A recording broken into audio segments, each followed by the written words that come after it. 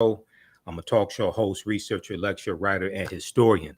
It is Sunday, August 20th, 2023, the 403rd commemoration of August 20th, 1619, when 29 Africans came into Virginia at Point Comfort on that White Lion pirate ship, which was a Dutch pirate ship.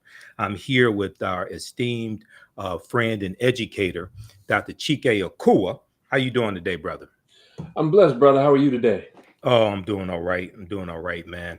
Well, this is a timely conversation. Everybody, today we're going to talk about what Black people need to know about the Florida school curriculum culture wars.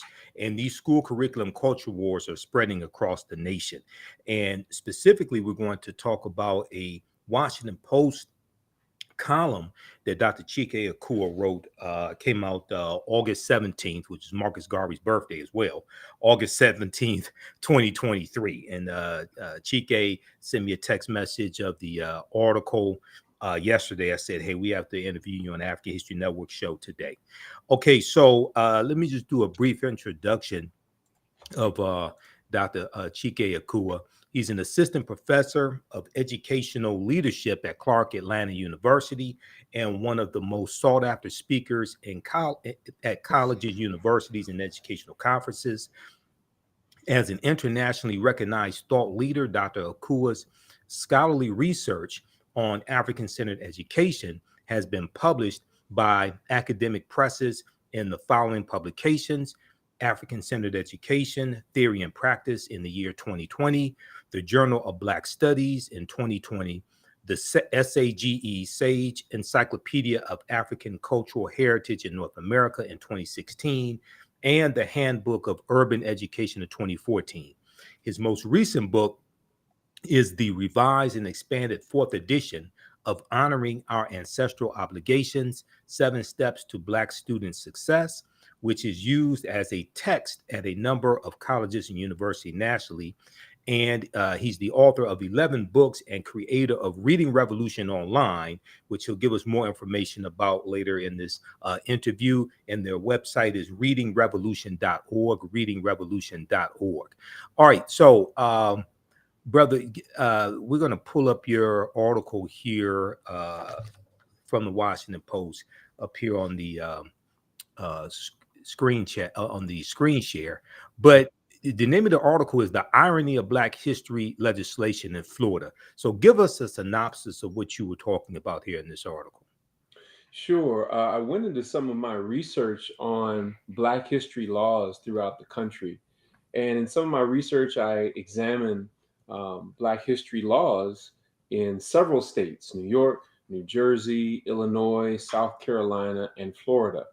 And interestingly enough, I found that Florida had a little known African American history law.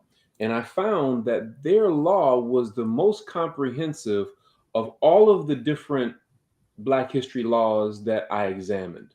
Right. And what made it unique was that this is the only law that required that teachers teach the African and African American contributions and accomplishments that have been made across the curriculum. So, in other words, in those other states, the law required that teachers teach about slavery and the African American experience starting in America Mm-hmm. and only in the social studies classroom. But Florida's law was more comprehensive because it required that you also taught the African contributions before slavery Right. and across the curriculum, meaning in science, in math, in language arts, and reading and literature and social studies, all of the different subject areas. So I found that to be a fascinating article, and that the people who brought that legislation into being were very intentional about how they worded it.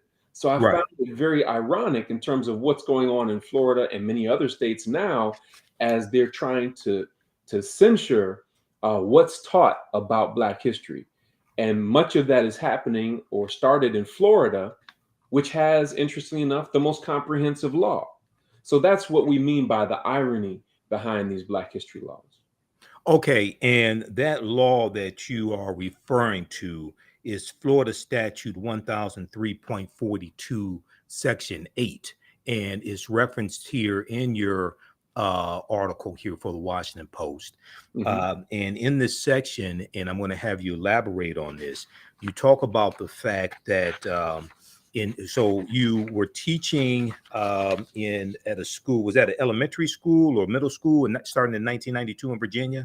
Yes, middle school. Middle school, okay. And you go on to say in 1994, 2 years after I began teaching in Virginia, the state of Florida passed landmark legislation that required the teaching of African and African American contributions across the curriculum.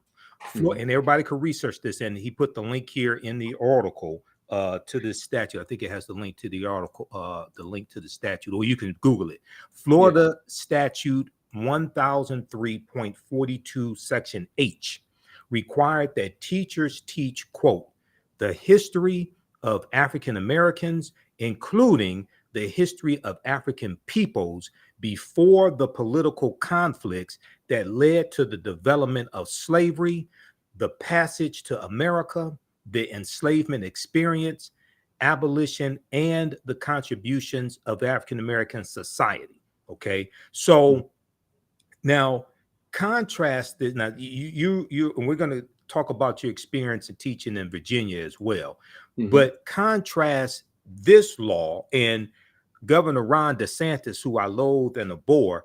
He has cited this law to try to give cover to the 2023 social studies standards that so many people are raising objection to. And I have those social studies standards. I'm going to show them on the screen as well. I have the PDF of it, of the 216-page document or so. Uh, Talk about how this law contrasts with the 2023 social studies standards. Well, the law that came out in 1994, as you can see, is very comprehensive in the way that it was worded because it was constructed by Black scholars and educators and legislators. Okay, Right, and I interviewed several of the Black legislators and educators that brought that law into being. And what they were very clear on is that prior to that law, there were several themes that emerged. One of them is the inaccuracy in the school curriculum. That right. each of the people that I interviewed were very, very clear that school curricula to that point was very inaccurate. Hmm. Secondly, not only was it inaccurate, the second theme that emerged was that there were clear omissions that were very important contributions and accomplishments that African people and African Americans had made to American history and to human history. The third element or theme that emerged in these interviews, and by the way, when you conduct research, you're looking for patterns. So these are the Right, patterns that emerge, whether you're doing interviews, doing surveys, observations. So the third thing that emerged was this issue of correction that the standard American narrative of history needed to be corrected of these inaccuracies and omissions. And then once corrected, the true and authentic contributions of African Americans and Africans needed to be included into the curriculum. So inaccuracy, omission, correction, and inclusion. Those were the four primary elements that emerged in my research. So now, when you contrast that with the so-called Stop Woke Act, right, one of the things that came up in DeSantis's remarks that was very ignorant was that he suggested, and you just scroll past it, was that enslaved Africans developed skills as a result of slavery. right. Exactly. You And know, I've dealt with that extensively here on the African History Network show. But go ahead, because you do have some historical information here as well. But go ahead and talk about that. right. So we know, and historical research tells us that African people brought the knowledge of the cultivation of the cash crops that made America a world superpower virtually overnight. So they brought the knowledge of agricultural engineering as it related to cotton cultivation, Right. indigo, tobacco, Rice. sugar, rice, Rice. all of those. And I wish I had added rice in there. I forgot to add rice. Yes. Absolutely. These are the cash crops that made America a world superpower almost overnight. Remember, when Europeans first came to America, they were starving. Right. They didn't know how to plant crops. It was Right. the indigenous people who had to show them how to do that.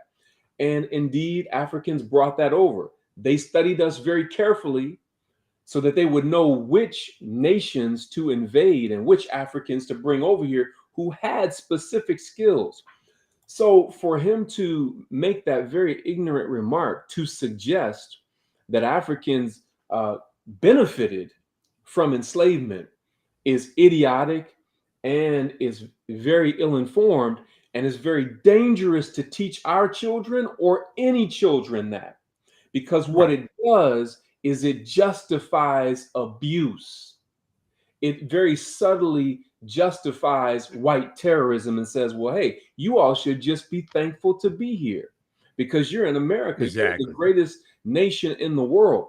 Well, America would be nothing to speak of were it not for the brains and backs of African people. Exactly. And you know, just a couple things, and I know you know this because you teach about the history of the Moors. Uh, the Moors introduced into Europe cotton and sugar about 9th and 10th century. Mhm. Okay, so and sugar comes from sugar cane.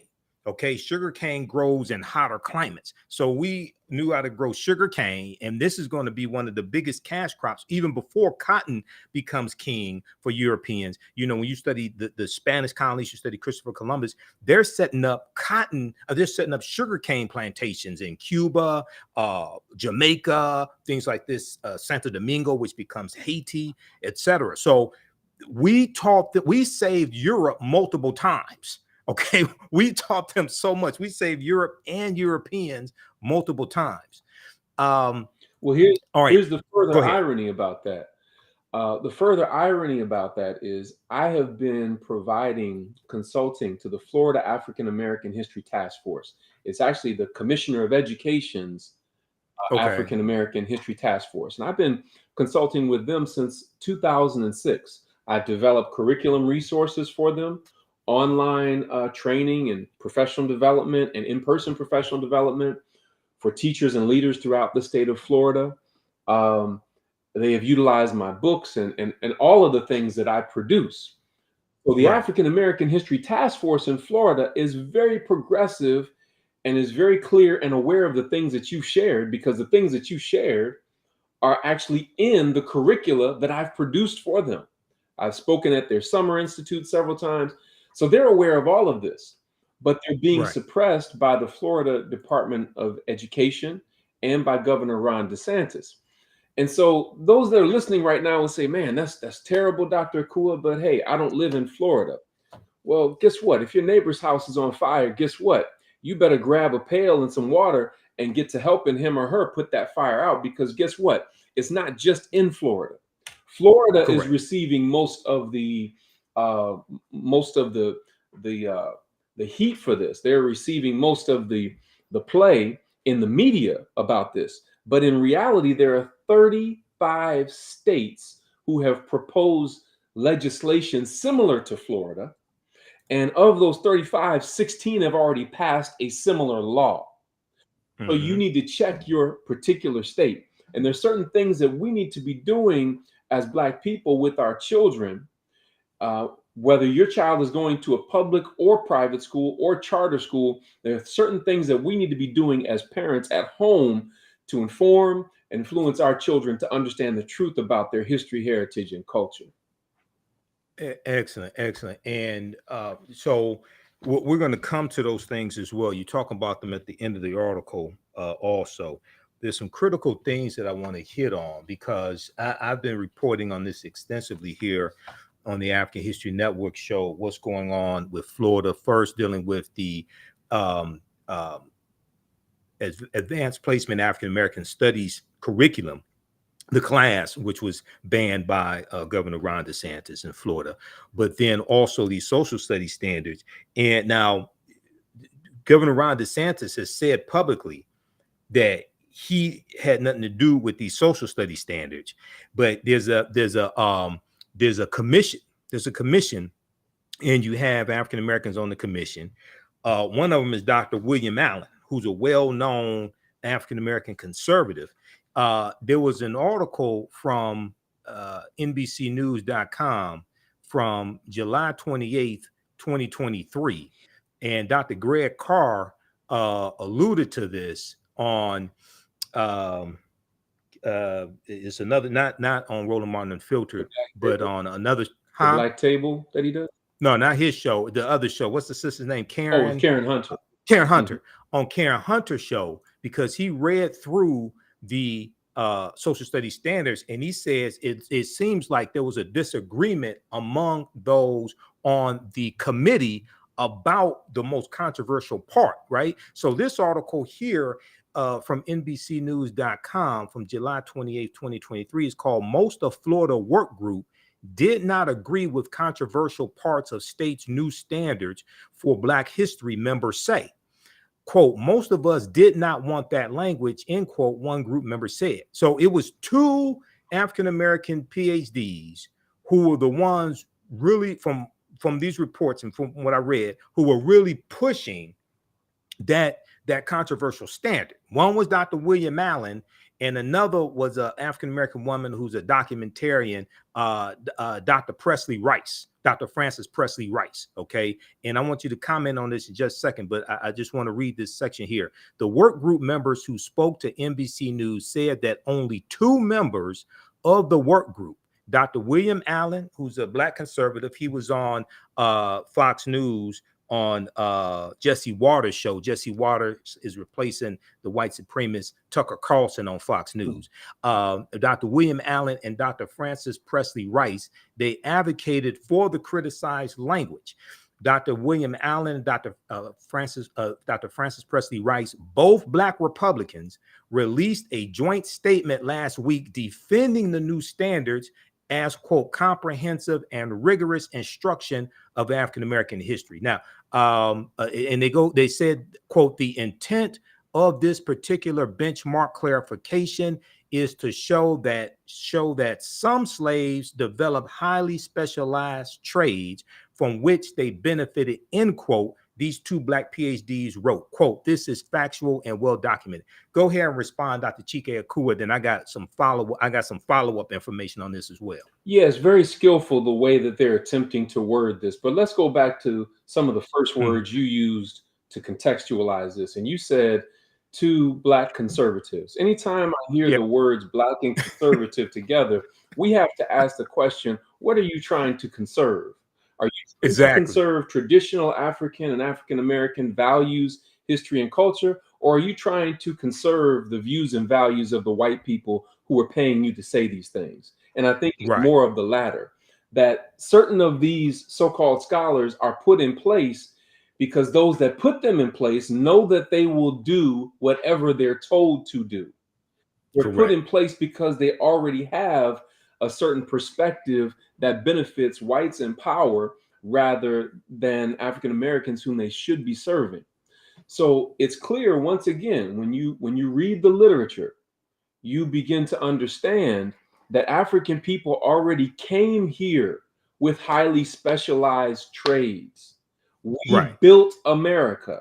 It was built on our brains and on our backs, not just our backs, but our brains. We brought the intellectual know-how of agricultural engineering, ironwork, architecture, all of the different things that allowed America to become a world superpower in a relatively short period of time. So when they say, again, that, some enslaved Africans benefited from this, again, that is very slick language that would make the reader believe that we should just feel blessed to be here and that it absolves America of the white terrorism that our ancestors experienced and that we still experience to this day as a result of being Black in America. So it's these kinds of things that, first of all, teachers and leaders, educational leaders, are often not taught these fine distinctions. And teachers can't teach what they don't know. So even when Exactly. the 1994 legislation was a law, most of the school districts in Florida were still out of compliance with the law because teachers Hmm. can't teach what they don't know. And many superintendents were not enforcing that law or making it a priority. It was not measured oftentimes on the state test. And most oftentimes, it was not in teacher or principal evaluations. You weren't being evaluated on whether or not you were teaching these African and African American history standards. So this is why what we call fidelity of implementation is so important. Once you have the Right. law, have you actually implemented it according to the language and meaning of the law and those that wrote the law and what they intended? And we can say definitively that the answer to that is no. Absolutely. This article here that I have up on the screen from from WashingtonPost.com. I've talked about it here on the African History Network show. I use it in, this is one of the numerous articles, 100 plus articles I use in my online classes. Now, this is from July 24th, 2023. Note to Florida and DeSantis: enslaved Africans were already skilled. Now, this is by Jillian Brockale, and it goes through and it talks about things that we've talked about before, how a lot of these skills Africans brought to this country, how they came from highly sophisticated civilizations and kingdoms, etc. But it also talks about the fact that Europeans would target different groups of Africans because they were known to have certain skills, Yeah. and they had the skills that these Europeans wanted. For example, Chesapeake enslavers wanted people like the crew, KRU, specifically for their skill for boat building. Hmm.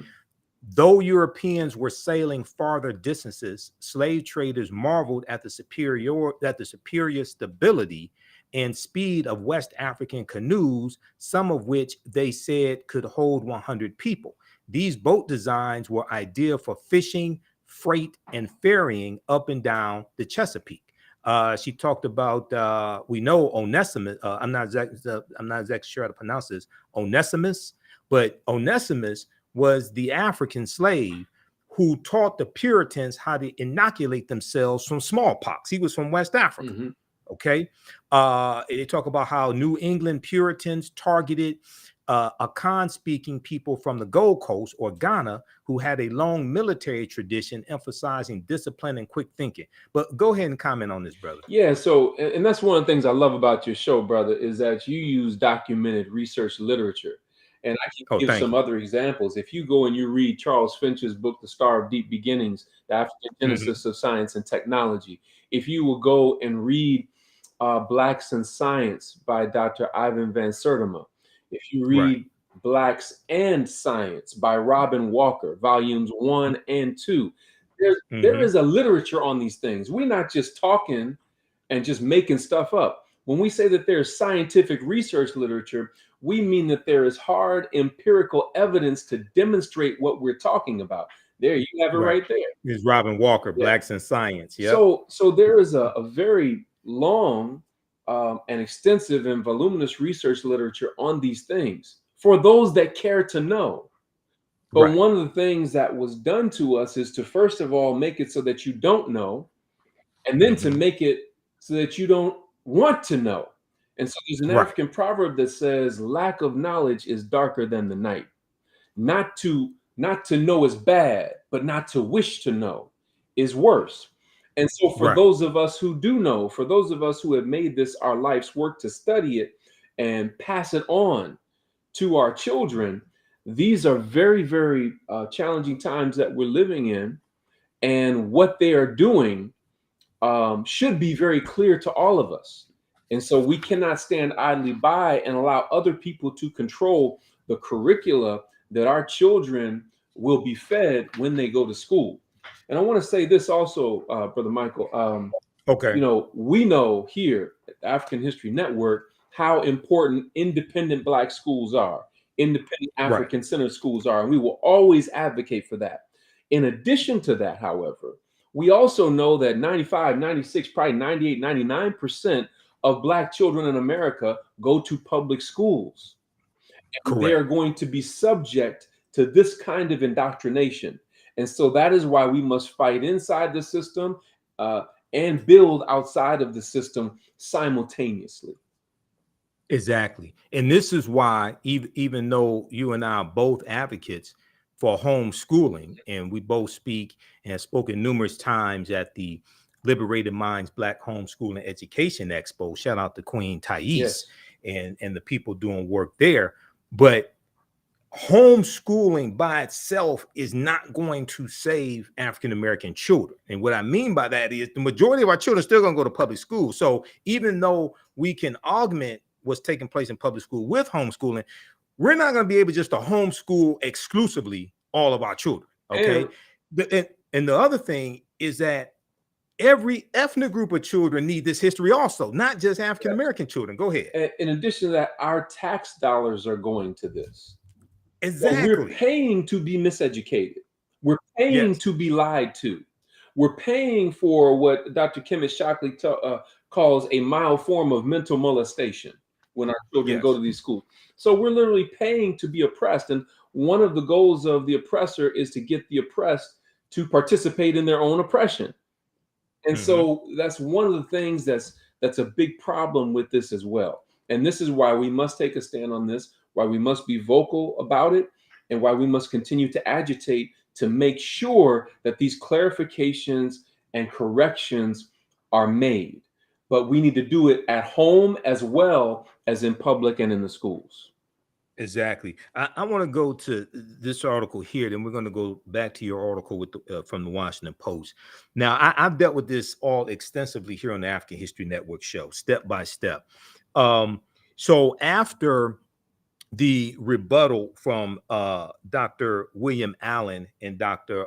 Francis Presley came out, what happened was is detailed here in this article here from the Tampa Bay Times, picked up by Yahoo News. I want everybody to read this. Benefited from slavery. Critics say some of the state's examples were never even slaves. So this is what happened.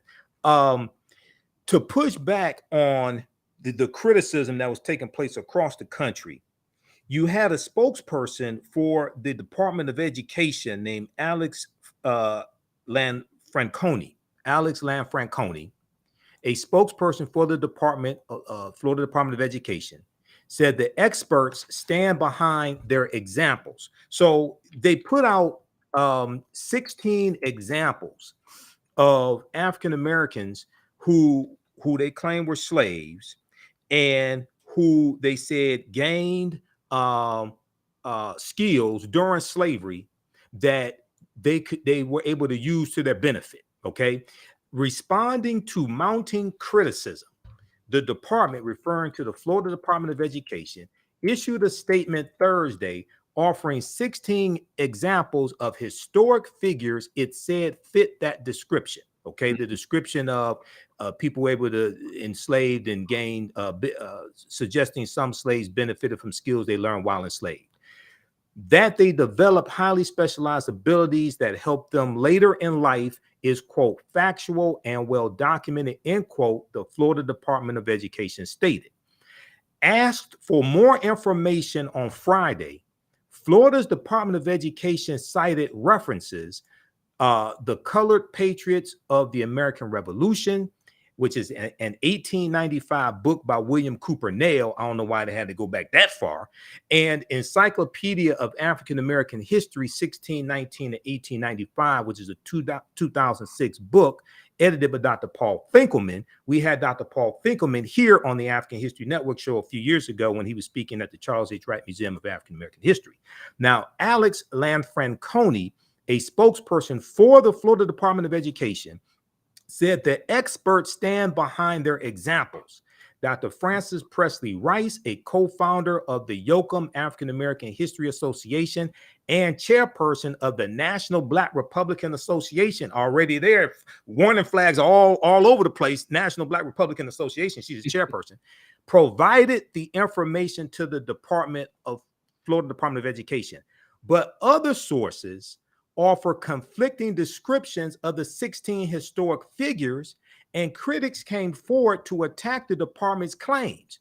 Among the problems, historic sources show several of the 16 individuals were never even slaves. Go ahead and comment, and I'm going to pull up the 16 individuals, brother, because almost half of them were never slaves. Go ahead. Yeah, so there were many Africans who not only brought their skills with them from Africa, but there were many who were free people in the Americas Yes. who had developed their skills and were working in everyday life. But we could shut this down with one simple comment, brother. Mm-hmm. And it's simply this, and I have to give a shout out to my brother, JR, who shared this with me.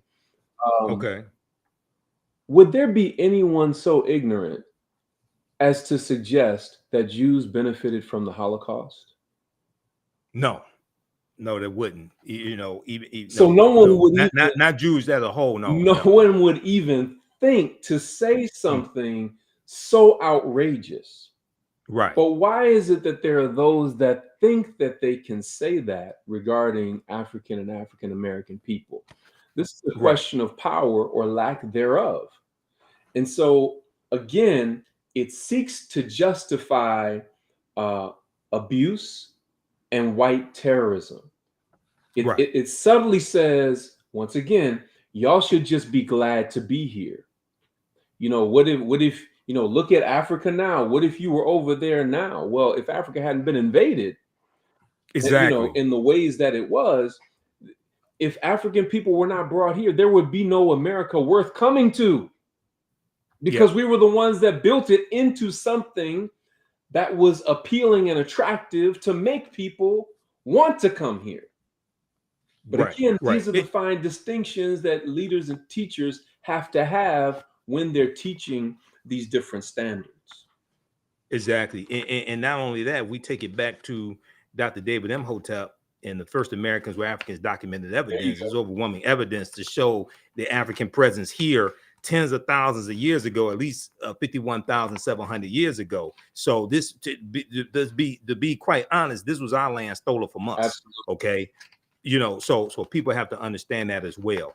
So people go through and read this rest of this article, and we're going to go back to your piece here in just a minute. They go through and give examples of, and this is what's so disturbing, that these people now if you listen to Governor Ron DeSantis, he says, well, these standards were put together by two PhDs. These are the two PhDs he's talking about.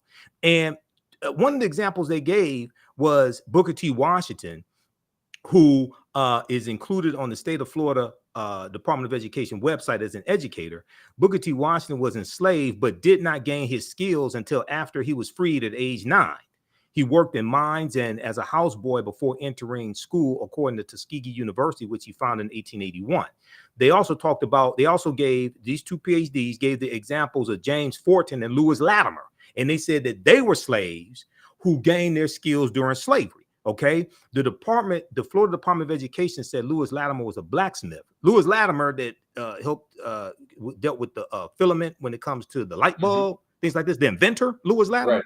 Okay, the department said Latimer was a blacksmith born into slavery in 1848 and freed in 1852. And James Forten, the ship magnate, was a shoemaker born into slavery in 1766, who escaped in 1788. A museum dedicated to Lewis Latimer states that he was born to two self-liberated, formerly enslaved parents. He was self-educated. He worked as an inventor, participating in the development of the telephone and incandescent lighting, among other inventions. And then the Museum of the American Revolution describes James Forten as a Black entrepreneur born to free Black parents. He served on privateer ships during the Revolutionary War and became a wealthy sailmaker. So about half of their examples that they gave to justify saying that you had some African Americans who were slaves and gained skills during slavery that they could use to their benefit later in life, half of them were never slaves. Go ahead, and we're going to go back to your article So here. so you're doing what I do as a professor who oversees dissertation research. When I look through Okay. the draft of a dissertation of one of my students who's conducting research, I'm looking to make sure that their explanations are in alignment and whether it flows with the proper logic. And just as you've Yeah. demonstrated, and the writer of this article has demonstrated, Their logic does not flow logically. It is illogical. And it's very Exactly. clear. So if I were grading this paper or helping this student to do revisions, I say, hey, you have to go back and you have to revise this because this is not in alignment. It's not in Hmm. alignment with historical fact. Go back and look at your literature review of the research. Go back and look at the data that you gathered and see if your data was authentic. So the writer of this article and what you have done, you guys are spot on because you're Yes. pointing out the inaccuracies in what's being placed before us as something that's supposed to be accurate when in fact it is not. Exactly. Thank you. Thank you, brother. You do a fantastic job as well. The article goes on to mention Henry Blair, who was an inventor also, and Paul Cuffey, who had the Back to Africa movement before Marcus Garvey. Mm. Paul Cuffey was taking African Americans to Sierra Leone. He was born free also. Okay. Cuffey was born in 1759 to an emancipated slave. So people read the rest of this article. Is from originally from the Tampa Bay Times by Jeffrey S. Solachek, Solachek,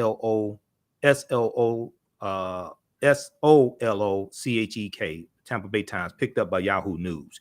Benefited from slavery. Critics say some of these states' examples were never even slaves. This is from July 22nd, 2023. This is why it's important to do research and don't just, circulate nonsense like Tyler Perry bought BET, which I told people did not happen. I told people 2 months ago, I put out a video 2 months ago. I said Tyler Perry did not buy BET.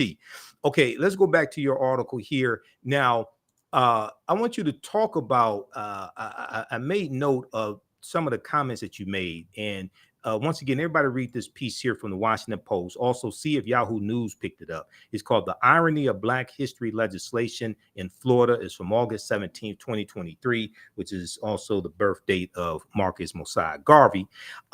This is in the column Perspective by Valerie Strauss, and it's written by our guest, Dr. Chike Akua.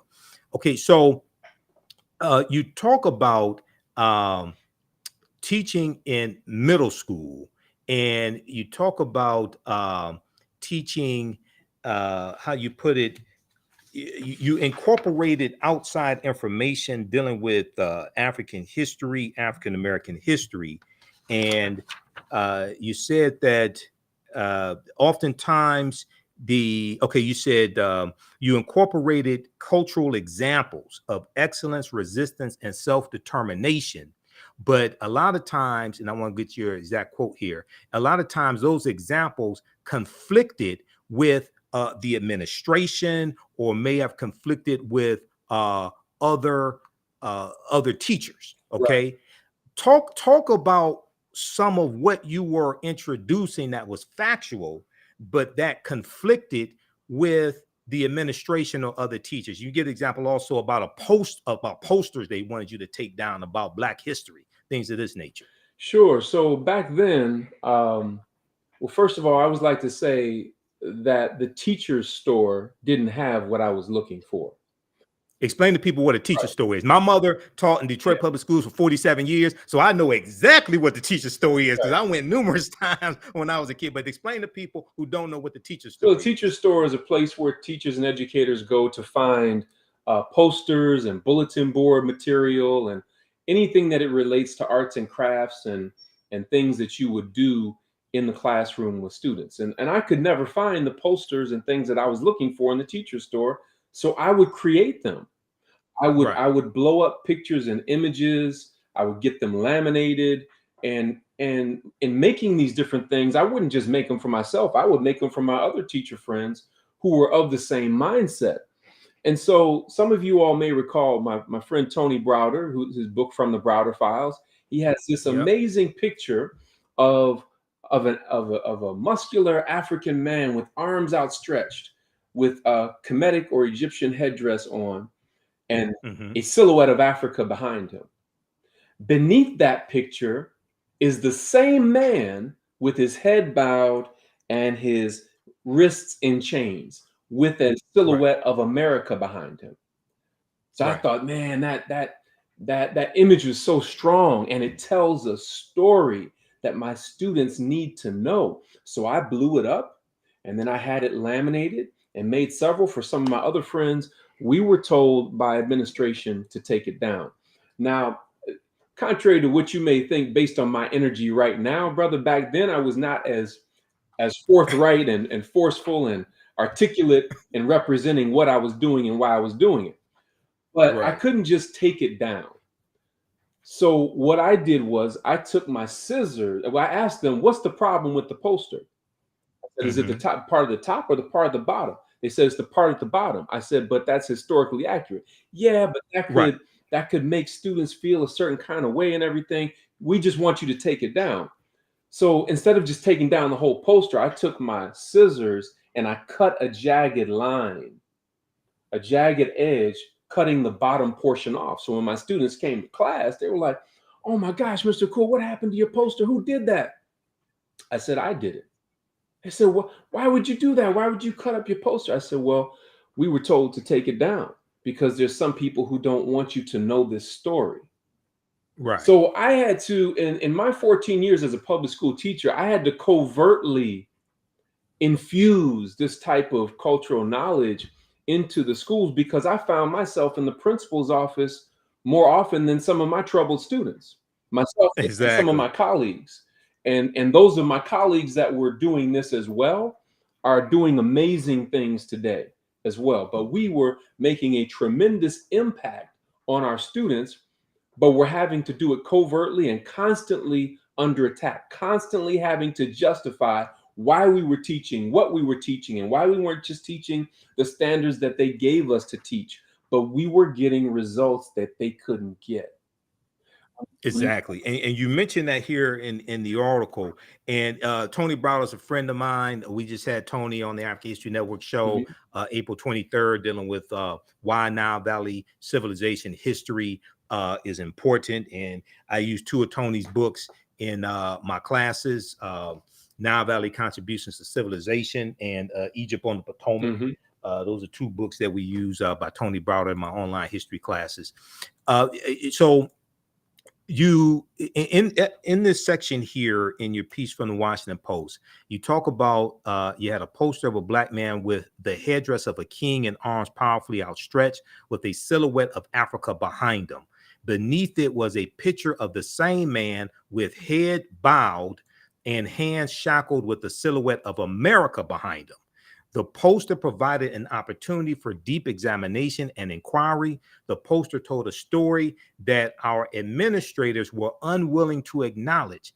It is a story that many are still unwilling to acknowledge or accurately accurately assess today. Now, you said it was not uncommon for one of us to be called to the office, the principal's office, for questioning about our methods and materials. But as a result of our methods and materials, we were achieving academic and behavioral results that other teachers were not achieving, and often from students deemed unreachable. So, talk about some of the success that you had with students who other teachers deemed unreachable, but what type of knowledge were you giving them that changed their behavior? Well, first, let me say, brother, and I'm sure you've heard this before, when you go on a job, two of Hmm. the most important people for you to know is not necessarily your direct supervisor or your boss. It is the Right, secretaries and the custodians right, because they see things that other people don't. It was right. the secretary who let me know, hey, they're looking at your lesson plans real carefully, and I've heard them talking about you. It was the black secretary who told me, listen, if you hear a click over the intercom system, a random Right. click, they're listening in on your classroom. I was like, yo. Wow. So, but here I am, and I wasn't the only one. I want to be very clear. There are many conscious and committed black educators and non-black educators who are going through and have gone through what I'm talking about. But Right. they used to send to me the students that they could not handle. They used to send to me the students that they could not control. They were always amazed at, they were oftentimes always amazed, when they came to observe my classroom. My students were on task. They were answering questions, asking good questions, respectful. But then in other classrooms, they're unruly and out of control, because they're not just unruly and out of control. That is a form of resistance to miseducation and oppression. This is what a lot of people don't understand. When our children act up and act out in school, it's not just acting up and acting out. It is a form of resistance to miseducation and oppression. And Imwali Mubaruti Wow. says something interesting. He said, Dr. Mwalimu Baruti. Baruti, yes. He said, Shout out to Mwalimu. yeah, he Yes. says miseducation leads to diseducation. I need to break this down, brother. Okay. Miseducation, of course, comes from Carter G. Woodson, and that is being given a form of schooling that doesn't teach you the truth about your history and culture, or prepare you for life as you will face it. Okay, that's Right. miseducation. But in Wale Mubaruti says miseducation leads to diseducation. Diseducation is an anti-learning psychology. In other words, you've lied to me so much, now I don't want to learn about nothing.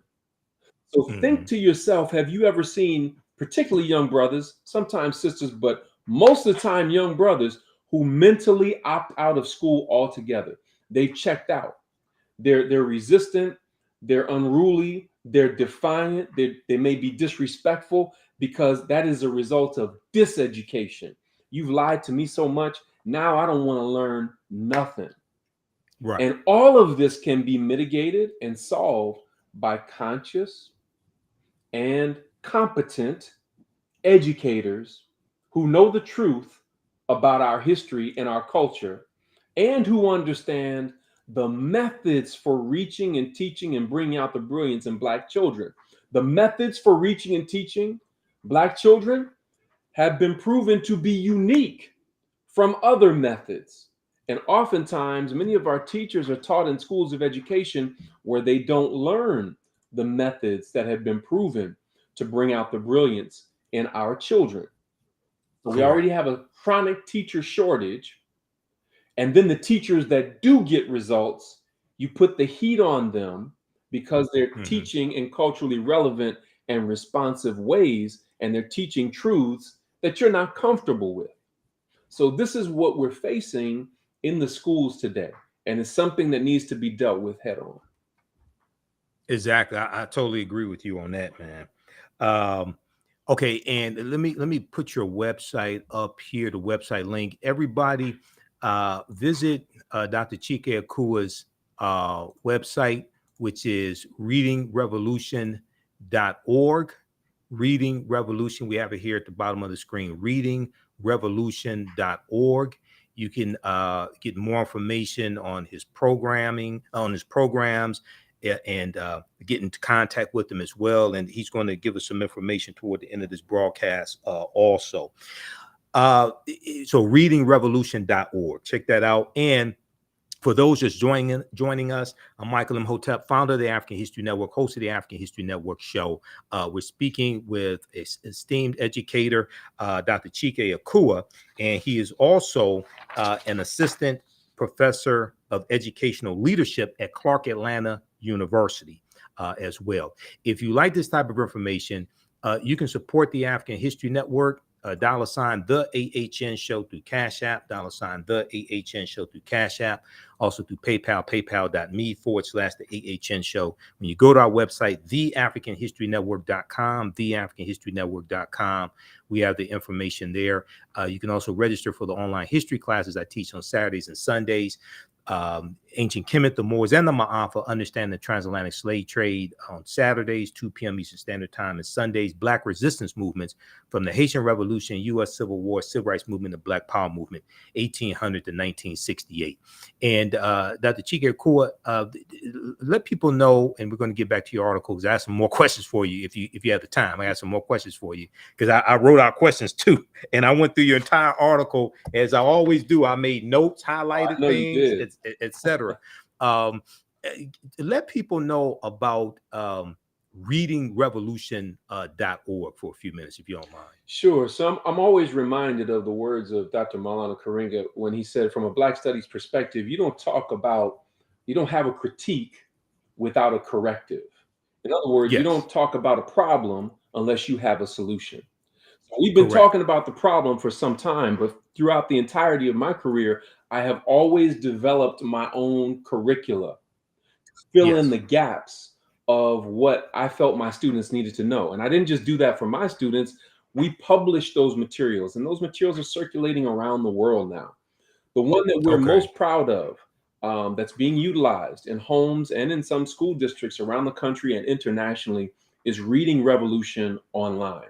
And what Okay. I like to do, brother, is I Go would ahead. like to take everybody behind the scenes to see it, because when Okay. I was a reading specialist in the public school system, they sent all the students to me who would not pass the state test in reading, but they didn't have a Okay. curriculum, which to me was great because I probably wasn't going to teach from it no way.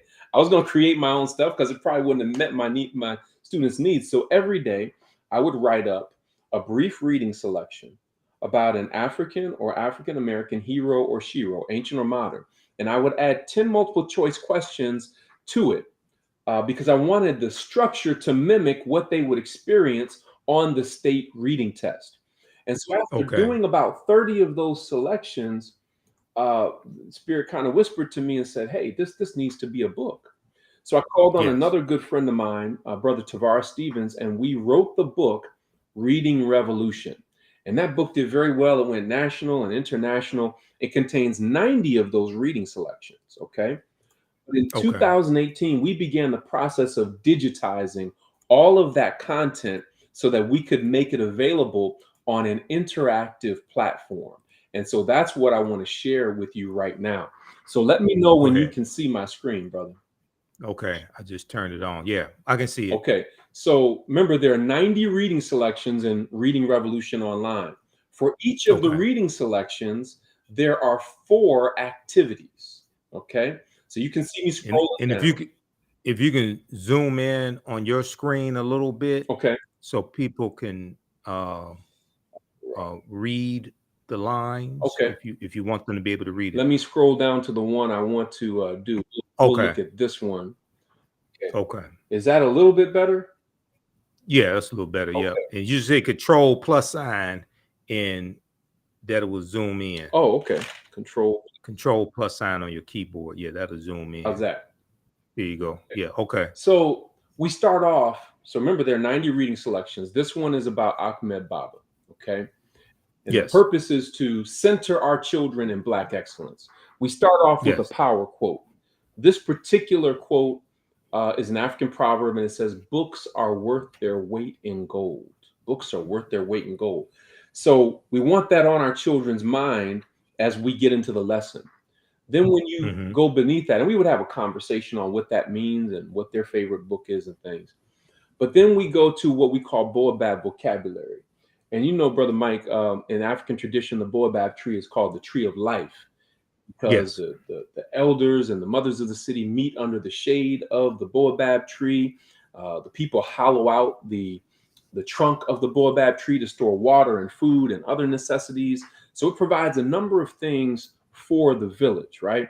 So the Yes. Boabab tree is the tree of life. We call it Boabab vocabulary because doing these activities will bring life to our children's vocabulary development, reading comprehension, critical thinking skills, and cultural competency. So these are the words that the student will encounter in the reading selection that we're going to go through. Okay. As I scroll down, there is a captioned video to go with each reading selection. And the captioned video reads word for word what is in this reading selection. You can see the vocabulary words are underlined for easy identification. Okay. Now, the reason we added a captioned video is because we know that our children are visual learners and we wanted it to be a multimodal, multidimensional experience for them. Each Okay. video is approximately 3 minutes, give or take a few seconds. This one is about 3 minutes, so I want to play this so that those Okay. that are watching can get an idea of what they and their children will experience with Reading Revolution Online. So bear with me for just a moment, and I may turn the Okay. captions on maybe about 30 minutes in. I'm sorry, about 30 seconds into it, okay, just so that you can see, because you can. All right. And in readingrevolution.org, once again, everybody, is Dr. Chike Akua's website that he's on right now that he's showing us, readingrevolution.org. All right, here we go. Ahmed Baba and the University of Sankore. From the 1300s to the 1700s, Timbuktu was one of the greatest cities in all of Africa. Situated near the Niger River, this great center of learning was known throughout the land. It was also an important trading center for gold, salt, iron, and books. Timbuktu had quite a reputation for educational excellence and wealth, so much so that students and scholars came from all over Africa, Asia, and Europe to study at the famed University of Sankore. Being near the river gave people easy access to this thriving city of trade and education and attracted many people. Ahmed Baba was the president of the University of Sankore for 30 years. During this time, he upheld the African standard of excellence, running the university with great vision. Also during this time, he authored 42 books. This means he wrote more than one book per year, in addition to his duties as president.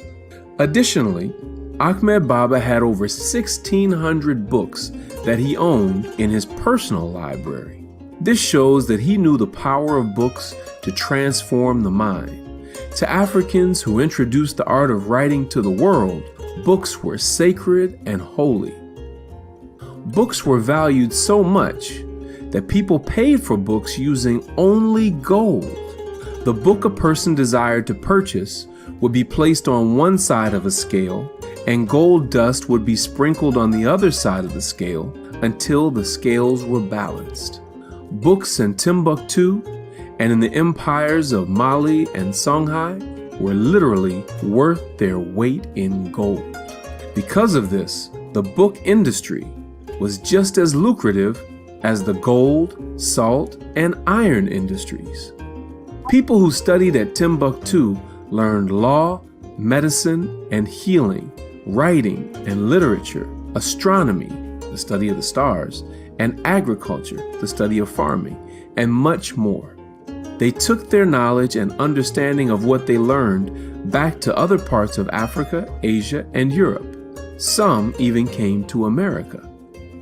History also shows us that virtually every home in Timbuktu had an extensive library of books and manuscripts.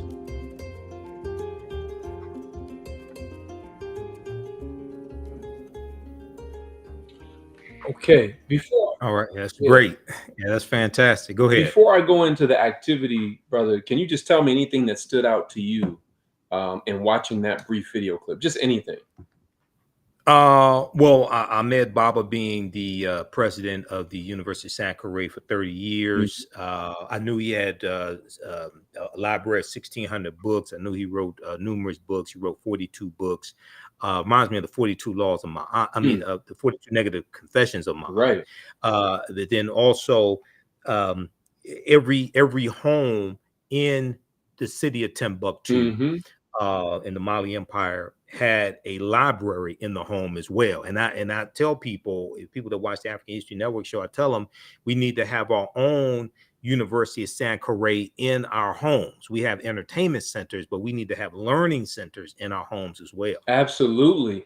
And like so many people, I was miseducated in my K through 12 schooling process. But when I started learning the truth, when I was growing up, brother, we used to say, man, I'll knock you all the way to Timbuktu. Right. I didn't know that was an actual place, though. An actual place where people came from all over the world to study at the feet of our ancestors, right? Yes. So after listening to the video and reviewing the printed reading selection, the student would then go down here to the Boabab vocabulary activity. And what you see is the vocabulary word on the left-hand side, the definition on the right-hand side. So the duty of the student is, this is a click and drag activity. So they click and drag and bring the two together. So we know astronomy is the study of the stars. So we click and drag that and put those two together, right? We know agriculture is the study of farming. So we click and drag and put that in place, right? We know the word sacred means holy, and we put that together. After the student does all of these, they would then click at the bottom and the system would score that for them, okay? Okay. So for the 90 reading selections, there are 4 activities. Again, 90 reading selections, 4 activities for each one. The first activity is the vocabulary activity. The second activity is a comprehension assessment. And I'm going to just run through these real quick, and you'll see some of the vocabulary words in here as well. I'm going to get some of them wrong on purpose for the sake of time. I'm just going to run through this. I'm going to get some of these wrong so that you can see how our system scores it. Okay. Let's see. So this is what we call a short cycle assessment. That is a student reading a brief passage and then answering some questions about it. And again, I'm going to get some of them wrong intentionally just so that you can see how our system scores it. All right. Okay. And so I'm on number 10 here. Let's see how we did. So we got an 80. So now you can see what you got wrong, what you got right, and so forth. And so a parent can use this at home. If we know, see, we market my products to school districts all over the country and even internationally. But what I'm saying to Black folk is we can't wait for school systems to get a clue. You see what's happening with these retrograde policies and laws where they are literally telling you, we want you to stay asleep. That's why we call it stop woke, right? Yep. So we have to then take the responsibility to teach our children the truth at home so that at least when they go into school, they're now equipped to deal with the lies that they're being told, okay? So that was our multiple choice comprehension assessment. We had the vocabulary, we had the comprehension, now we have the grammar. This is where we take several items from the reading selection, and the student then has to retype each sentence, adding capitalization, punctuation, and changing verb tense where necessary. We don't have time for me to do all that now, but I'm just going to submit it. You see that I got a 0 because I didn't complete it, right? This is going to improve our children's grammar and writing skills as they're focusing on these particular elements of grammar and so forth. And the whole idea of what I was trying to do here, brother, was really replicating my classroom and what I was doing with my students to be able to get the results that I got. I was able to take some students from F's to A's in language arts and reading and get past the state test and so forth through these culturally relevant and responsive practices, through these African-centered or Afrocentric teaching practices. But if we're going to have a reading revolution, we also have to have a writing revolution. Right. And so for each of the 90 reading selections, we have a writing prompt also. This one says, Ahmed Baba wrote 42 books. If you were going to write a book, what would it be about? Would it be fiction or nonfiction? Who would the book be for? What age range or audience? Describe and explain. So the parent or the teacher would then tell the student, okay, I want you to write a paragraph, or I want you to write 2 paragraphs about this particular writing prompt. And our platform will archive that writing for them, right? In addition, a parent or a teacher can track their child's progress across all of these activities, all of these reading selections. It's an amazing resource. Now, again, I'm just returning from Chicago, from a school district just outside of Chicago, who is implementing this program district-wide. They get it. They understand the need for this. And there are many other districts that are utilizing it. But again, parents, we can't wait for school districts to get a clue. If you your son, your daughter, your niece, your nephew, your grandson, your granddaughter, right? We need to make all Black people aware that this resource is available to make sure that they're centered in the best of their culture, so that when they hear these erroneous remarks of miseducation, they will know who they are, whose they are, where they come from, and where they're going.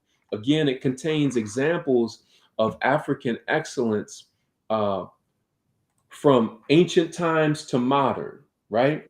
Okay. So we wanted to give our children a very well-rounded example of what our excellence looks like. And then I want to show you something else real quick too, brother, because Okay. this may be just as important. Okay, so now I'm going to the website. What I showed you before is behind the scenes once you get a Reading Revolution online membership. But I'm gonna scroll down here, and hopefully you can see this picture of the Reading Revolution team. Can you see that right there? We're all dressed Yes. in blue. Yes. And you said to blow that up, I can press Control Yeah. plus. Yeah. Control plus sign. Yes. There. Okay. So I want you to see them because that is actually my family, brother. This is a Okay. family affair. We got together and we did this. You can see in the bottom left-hand corner is a picture of my wife. She is a master teacher in her own right. She did a Right. number of the editing and the voiceovers. So when you listen to the videos, it won't just be a male voice. Sometimes you'll hear a female voice, right? Right above her is my oldest son, Jabari. He's a computer engineering and game design major. He did all of the audio engineering for Reading Revolution Online. Next to him is Wow. his younger brother, Amari. Amari is a film and media major. Amari did the videos, but when he saw the scope and the scales, he's an amazing photographer and videographer. But when he saw the scope and the scale of the project, he called upon his girlfriend, Ayana, who's in the bottom right-hand corner. She is an amazing communications major and an amazing video editor as well. So he got her assistance in putting together all of these 90 video clips. In the middle is my niece, Kaylee, who is also a STEM major. She did some of the voiceovers and some of the editing as well. So this is a family project that we are making available to our people all over the world. And I'm sharing that with people to let them know that we don't just talk about the problems, we Right. create Exactly. solutions. And when you look at the results, look at what Dr. Marcus Jackson had to say here. He said, and he is the chief academic officer in Lancaster Independent School District in Texas, just outside of Dallas. He said, as Okay. educators, our goal is to ignite a flame that burns for knowledge. For years, Reading Revolution has been able to ignite that flame for many of my students by improving reading levels by 1 to 2.5 grade levels in a year. In a year. But Wow. now we know that our children were behind prior to the pandemic. Now there's Right. even more learning loss, but he's saying Reading Revolution can help your child to improve their reading level in 1 to 2.5 grade levels in a year. Here we have a sister not too far from you in Inkster, just outside of Hmm. Detroit, Michigan. She was at Inkster Right. Prep, and her name is Latanya Stevens. She says, if you're considering Dr. Akua's Reading Revolution for your school or district, I highly recommend it. She said they were able to improve theirs an average of 1.7 years growth in reading in a year. Okay. And they Wow. said, so in other words, we're getting results. We have something that works, right? So for Exactly. those that are listening, when you go to readingrevolution.org, I want you to click on parents. When you click on parents, that's going to take you to this page where you can watch a brief video clip and determine how you want to engage with Reading Revolution.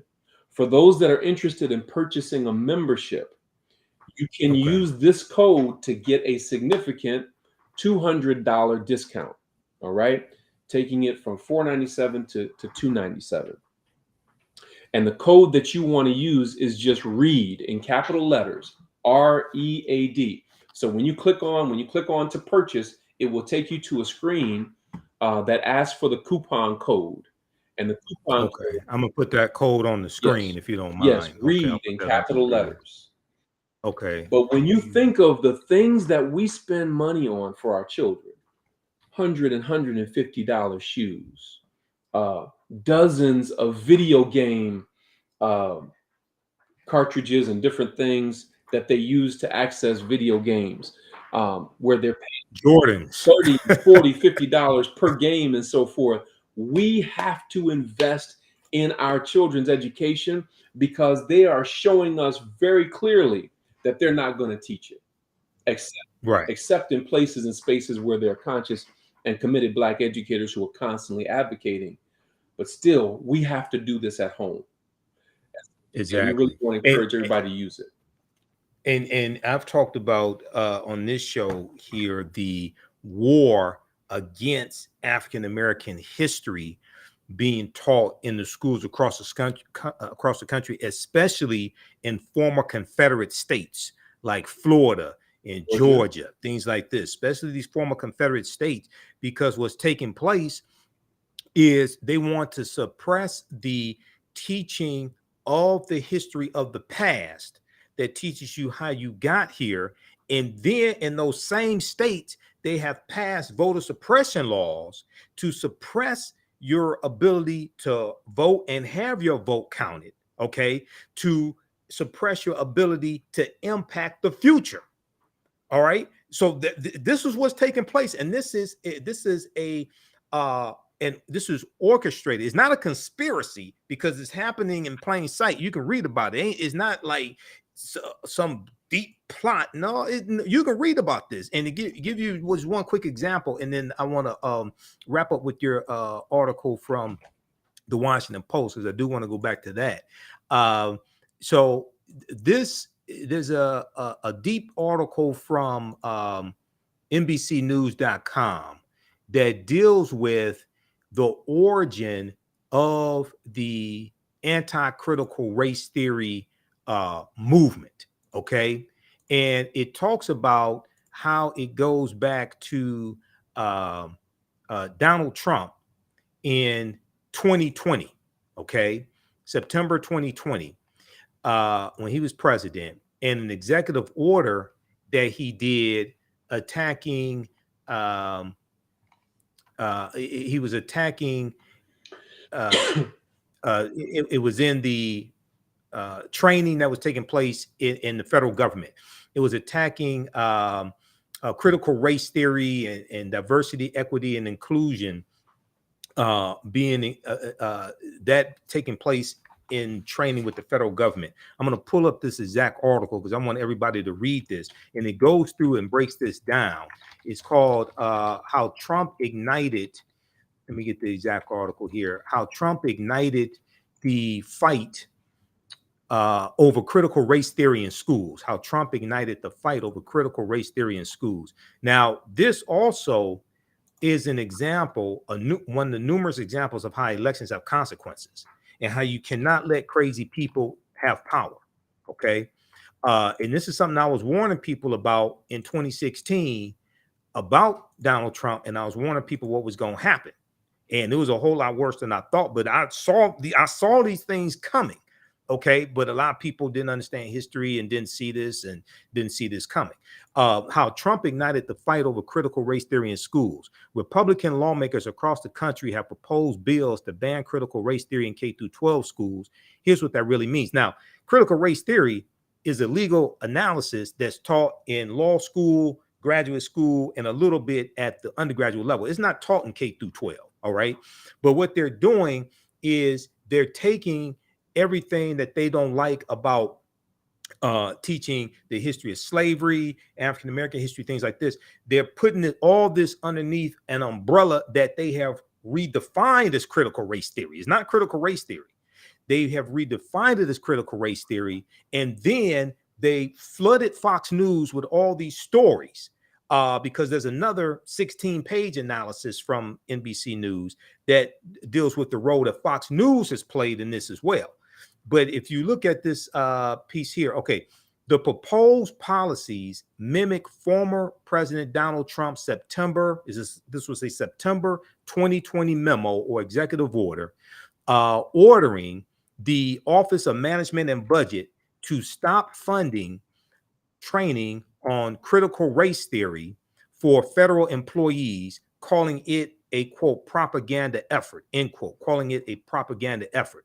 Around the same time, September 2020, around the same time, Donald Trump condemned the 1619 Project, a Pulitzer Prize winning 2019 New York Times report led by reporter Nicole Hannah-Jones that holds America was truly founded not in 1776, but 1619, when the first enslaved people were brought to the colonies. Now, we've already talked about, we were here for tens of thousands of years before that.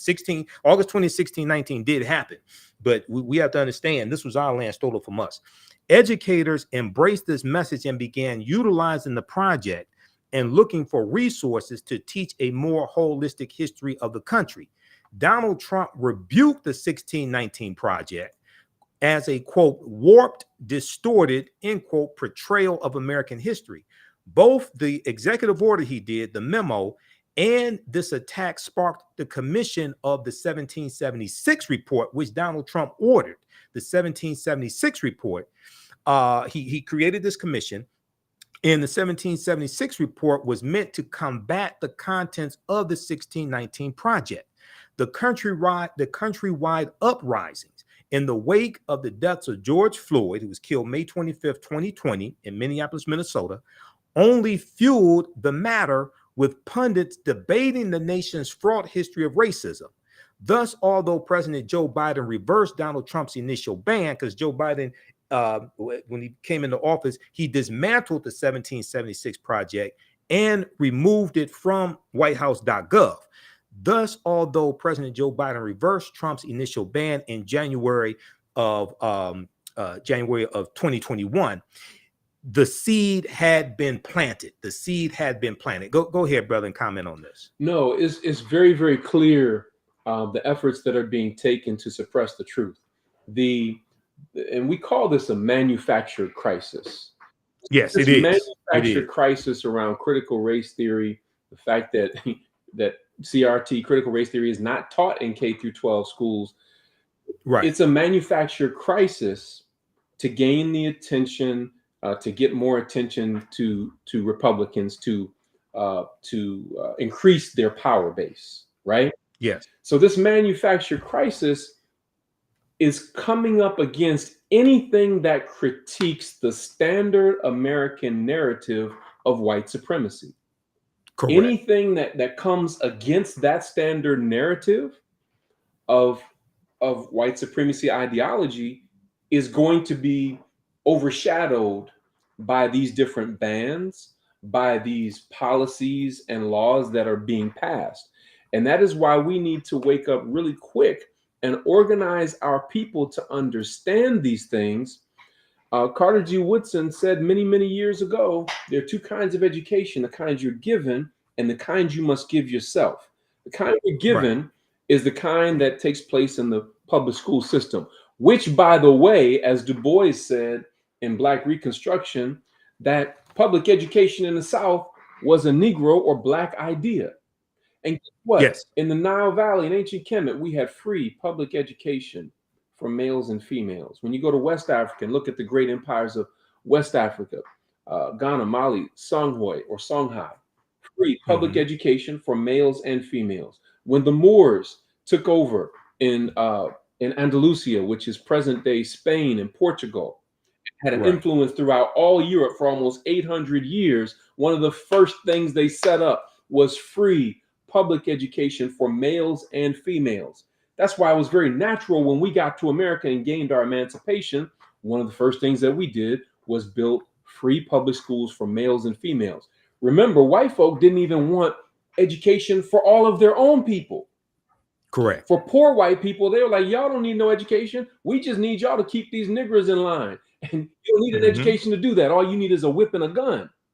So it was Black people who are responsible largely not only for free public education, but also for males and females. Because remember, the females were being suppressed in Eurocentric society. But we had a sense of complementarity in our traditional African values. So we have an ancestral obligation to ensure that our children receive the best education possible. And we have to supplement, even if you're sending your child to a private school. I promise you, most private schools don't have the type of curriculum that I just shared with you. So this is very important that we get on board. I totally agree with that. One of the things you mentioned here in this article is on page 2. You said, I knew as a language arts teacher, there were many rich examples of reading, writing, language, and literature that developed in early Africa. There are many robust research-based examples to demonstrate this.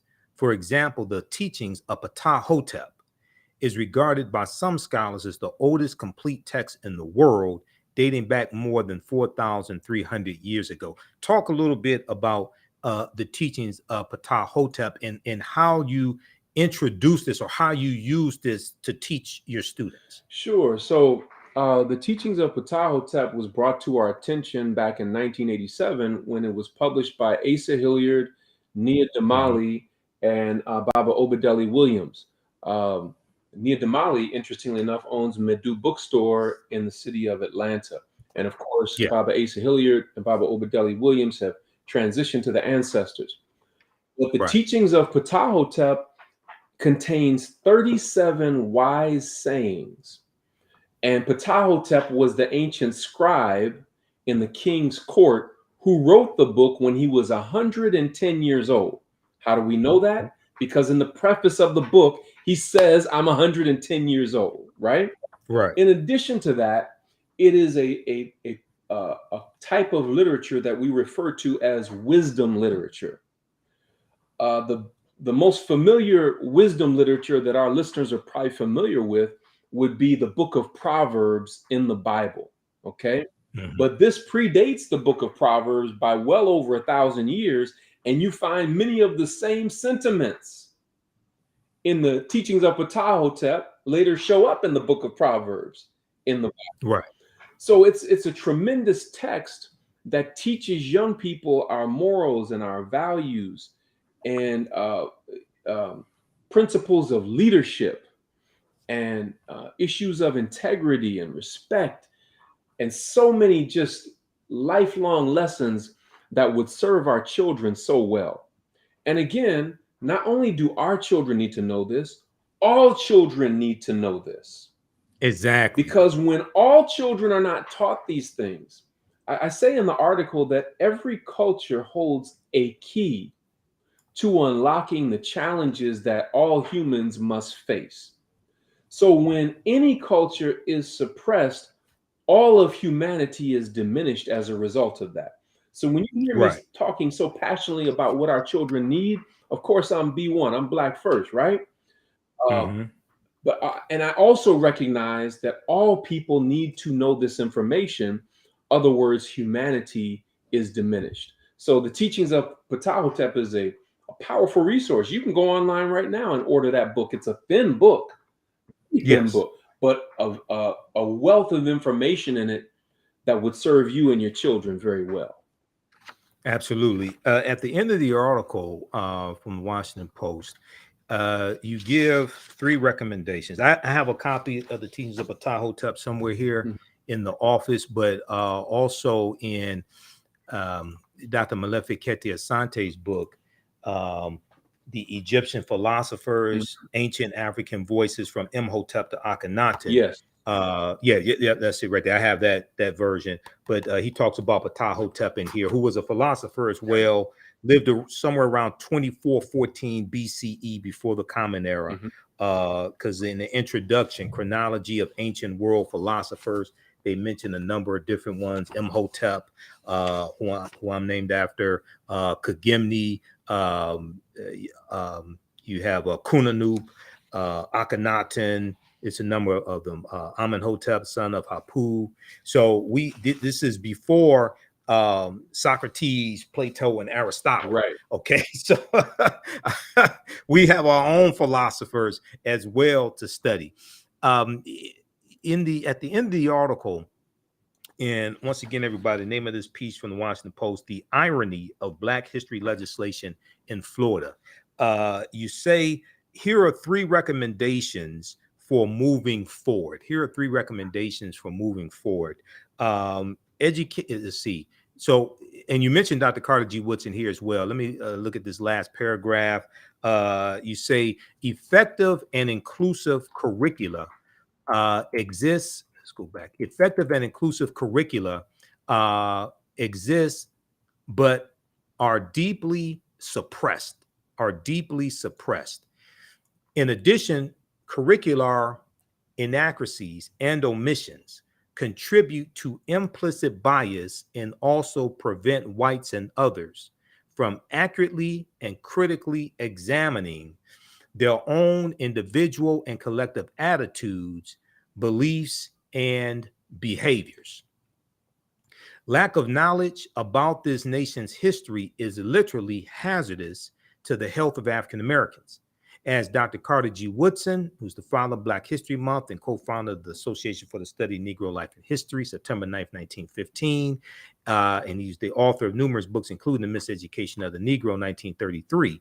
As he observed, quote, there would be no lynching if it did not start in the schoolroom, end quote. And also Dr. Woodson advocated for the history of African Americans to be taught in every school across the country, not just schools where we attended, because the way a people treat you is largely based upon what they think about you. What they think about you is largely based upon what they've been taught about you, and what they've been taught about you is what they've read, heard, and seen about you. So you take us through 3 recommendations. So what are those recommendations? And these recommendations, this is actually the work that I do in providing professional development to educational leaders and teachers and counselors across the country. And so the first recommendation is to educate school leaders and teachers in the best of African American culture, history, views, and values. And let me make this distinction. The reason I say the best of African American history and culture is because for many of our children, they've only been exposed to the worst of our history and culture. Okay. Because, and it's what I call cultural identity theft. Cultural identity Right. theft. How do you take a group of people who gave the world reading and writing and language and literature and architecture and engineering and agriculture and astronomy, mathematics and medicine, science and technology? How do you take that group of people and yet convince them that they come from a race of pimps, players, criminals, thugs, N words and B words? Cultural identity theft.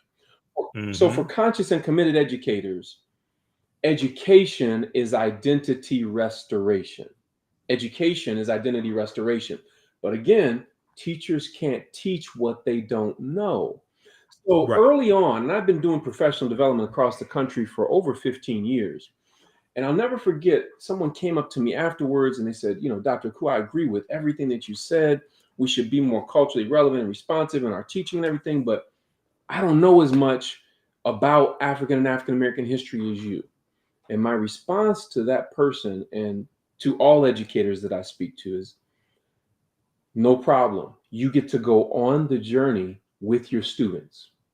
The way that we've created Reading Revolution Online and all of the other materials that we offer from our Black History poster pack, our African Proverbs poster pack, and all of the various books we've produced, we wrote it in such a way that teachers and parents can go on the journey with their children.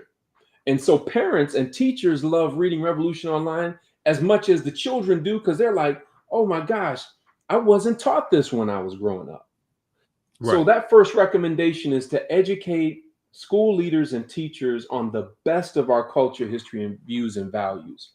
The second is to infuse, now that you've learned it, infuse that authentic African and African American culture and history into lessons, teaching methods, and instructional materials. So this is a critical point. So if you're looking at this in your mind, highlight teaching methods, because the teaching methods is not just what you're teaching, it's how you're teaching it. And there's certain methods that have been proven effective in working with Black children. Call and response, bodily and kinesthetic movement, tactile activities where they get to use their hands, anything where they get to move around and talk, anytime you can use music and rhythm and rhyme. These are different teaching methods. There are many, but those are just a few examples of teaching methods that have been proven effective with Black children, that bring out the brilliance in our children. So you have to infuse authentic as opposed to inauthentic African and African American cultural and history lesson into the lessons, teaching methods, and instructional materials. And then our children are tremendously insightful and intelligent. But number three, we have to provide age appropriate opportunities for students to do their own fact finding and research using historically and culturally authentic resources. I'll give you a quick example of Okay. kinds of conclusions that our children come to when they're given the opportunity to examine accurate information. I'll never forget with my seventh grade class a number of years ago, I was teaching about colonization. And I told my students, you can tell who colonized the land by the language the people speak. So in America, Right. we primarily speak English, and out west and in the Southwest, Spanish is spoken a lot. So we know America was primarily colonized by the British and the Spanish. If you go up to Hmm. Canada, we know that they speak English, but they also speak a lot of French. So we know it was colonized by the British and the French. When we go down to Mexico, they speak Spanish. So we know it was colonized by the Spanish. Right. And one of my students, young brother, just blurted out, didn't even raise his hand. He was like, dang, Mr. Akua. I was like, what? What's up? He said, they stole countries and continents and nothing happened to them, but we get locked up if they think we stole a candy bar. I Mm-hmm. said, whoa. So then I asked the class, I said, man, say more about that. And then I asked him, I said, by show of hands, how many of you have noticed that you've been followed when you go to the carryout store or the grocery store? Would you raise your hand? All the students' hands went up there, and then they started, you could hear them talking about, yeah, when I go to the store, I notice they're following me around to make sure I'm not, stealing something and so forth. So then we had a conversation. Well, why do you think that is? So Right. we're characterized as criminals and thugs and thieves, when in reality, the whole continent was stolen. The whole country was stolen, but we're the ones that are shown and portrayed as thieves. So this allows for a different level of critical engagement. Right. And those that are against this kind of teaching are afraid that when our children wake up, they will demand all the rights and privileges that they are due as a result of the Bill of Rights and as a result of citizenship. And so part of the idea is to continue to indoctrinate them into the standard American narrative of white supremacy ideology and never have them to raise any question or any issues of inequity. And the best way to do that is to erase the history of inequity so that they can't talk about Right. Exactly. Exactly. And that goes back to the laws being passed in these, especially these former Confederate states. They're using the lie of critical race theory. And saying critical race theory is indoctrination, is being taught in the schools. Things like this is not being taught in the schools.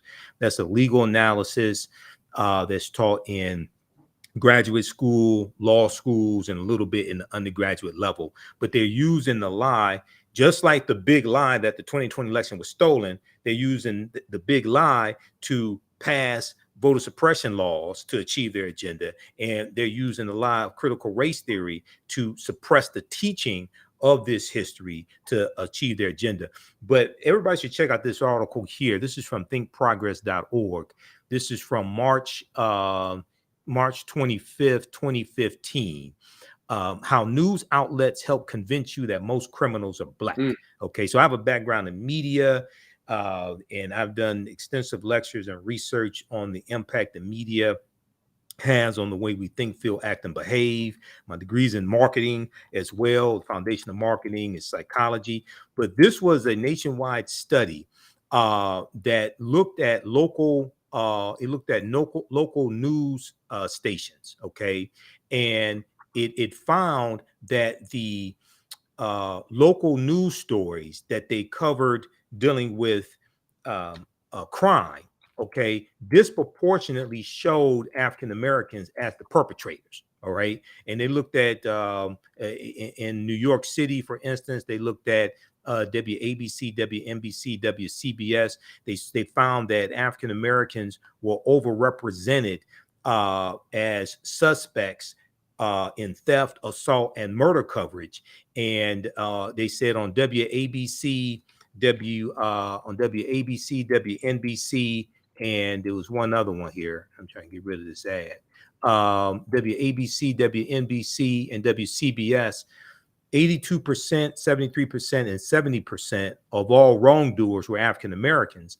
However, data from 2010 to 2013 shows that Black people only accounted for 55% of murders, 49% of assaults, and 55% of thefts in the city of New York City. So this goes back to what I was saying. The way you treat a people is largely based upon what you think about a people.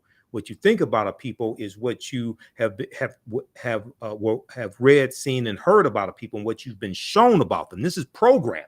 Okay, so this is what we have to attack and deprogram. So this is why the work that you do, brother, is so important. Go ahead once again and give people your website, how they can get in contact with you as well. Yes, please go to readingrevolution.org. Again, readingrevolution.org. You can click on parents, and you can take advantage of the special that we have for everybody on the African History Network.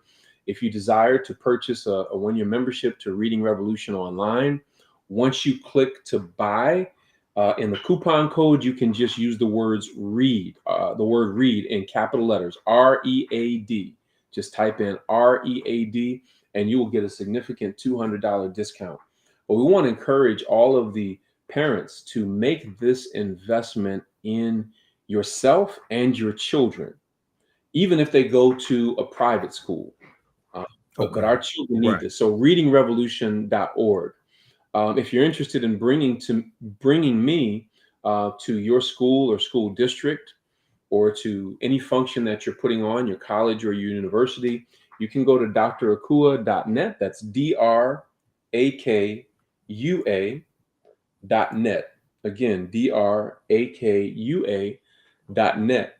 And you can look in the menu, and it will say Book Dr. Akua. You click there, and you put in the specifications of the event that you would like for me to speak at, and it will send an automatic email to my assistant, and we'll see if we can get you on the calendar and make it happen.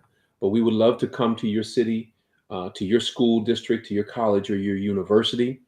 In addition to that, even more than that, we want you to get Reading Revolution online.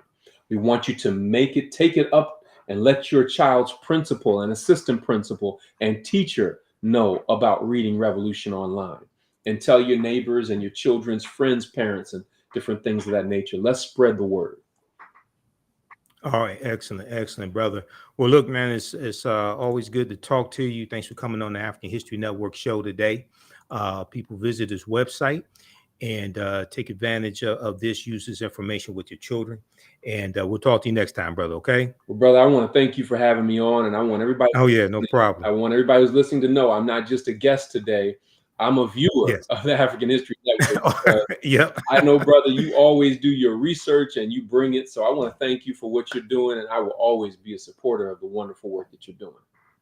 Oh, thanks, man. We appreciate you and the continued support as well. And sometimes we're at the Liberated Minds Black Homeschool and Education Expo together. We've both been speakers there numerous times down in Atlanta. They changed it. It used to be the third week in July.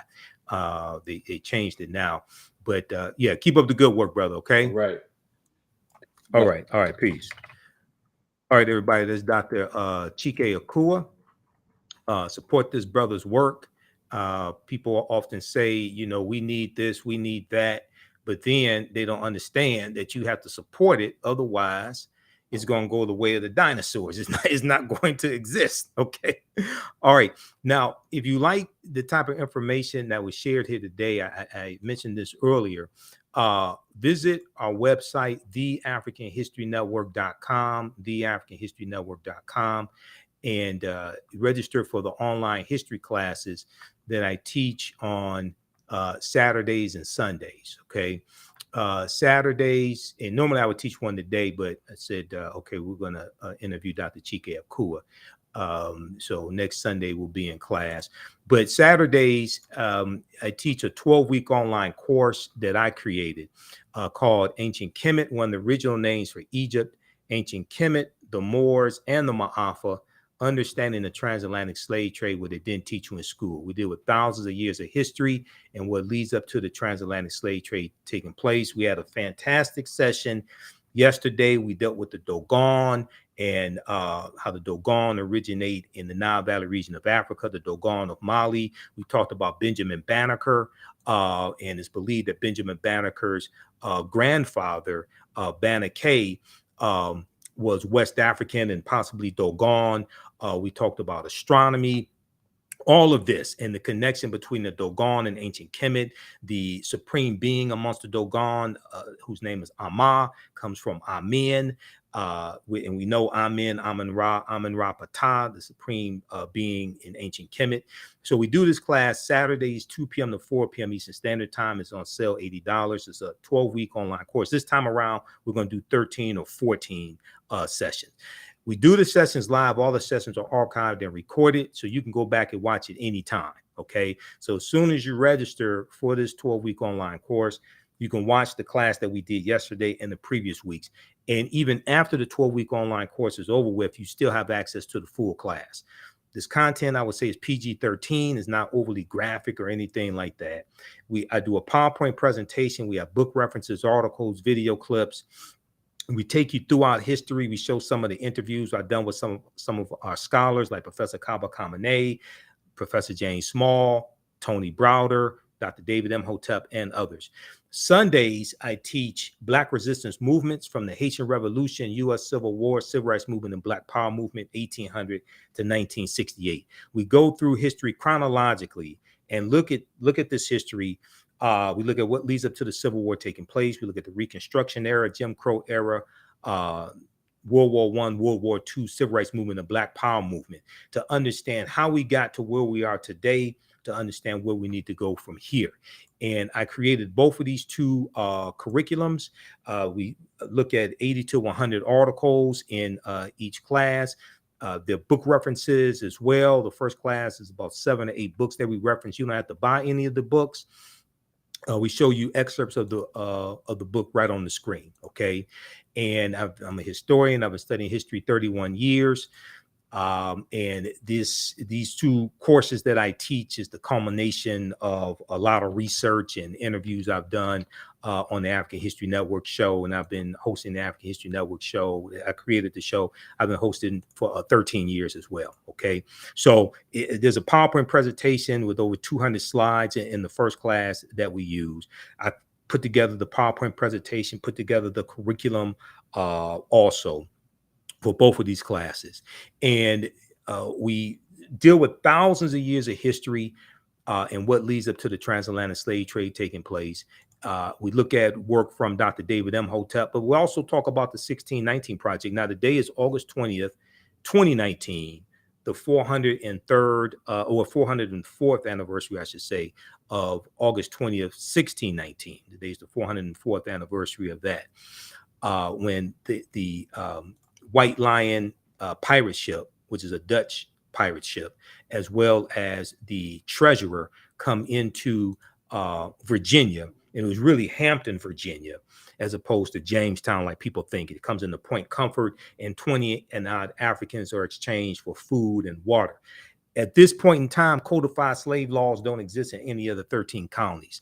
The first of the 13 colonies that have codified slave laws was Massachusetts in 1641.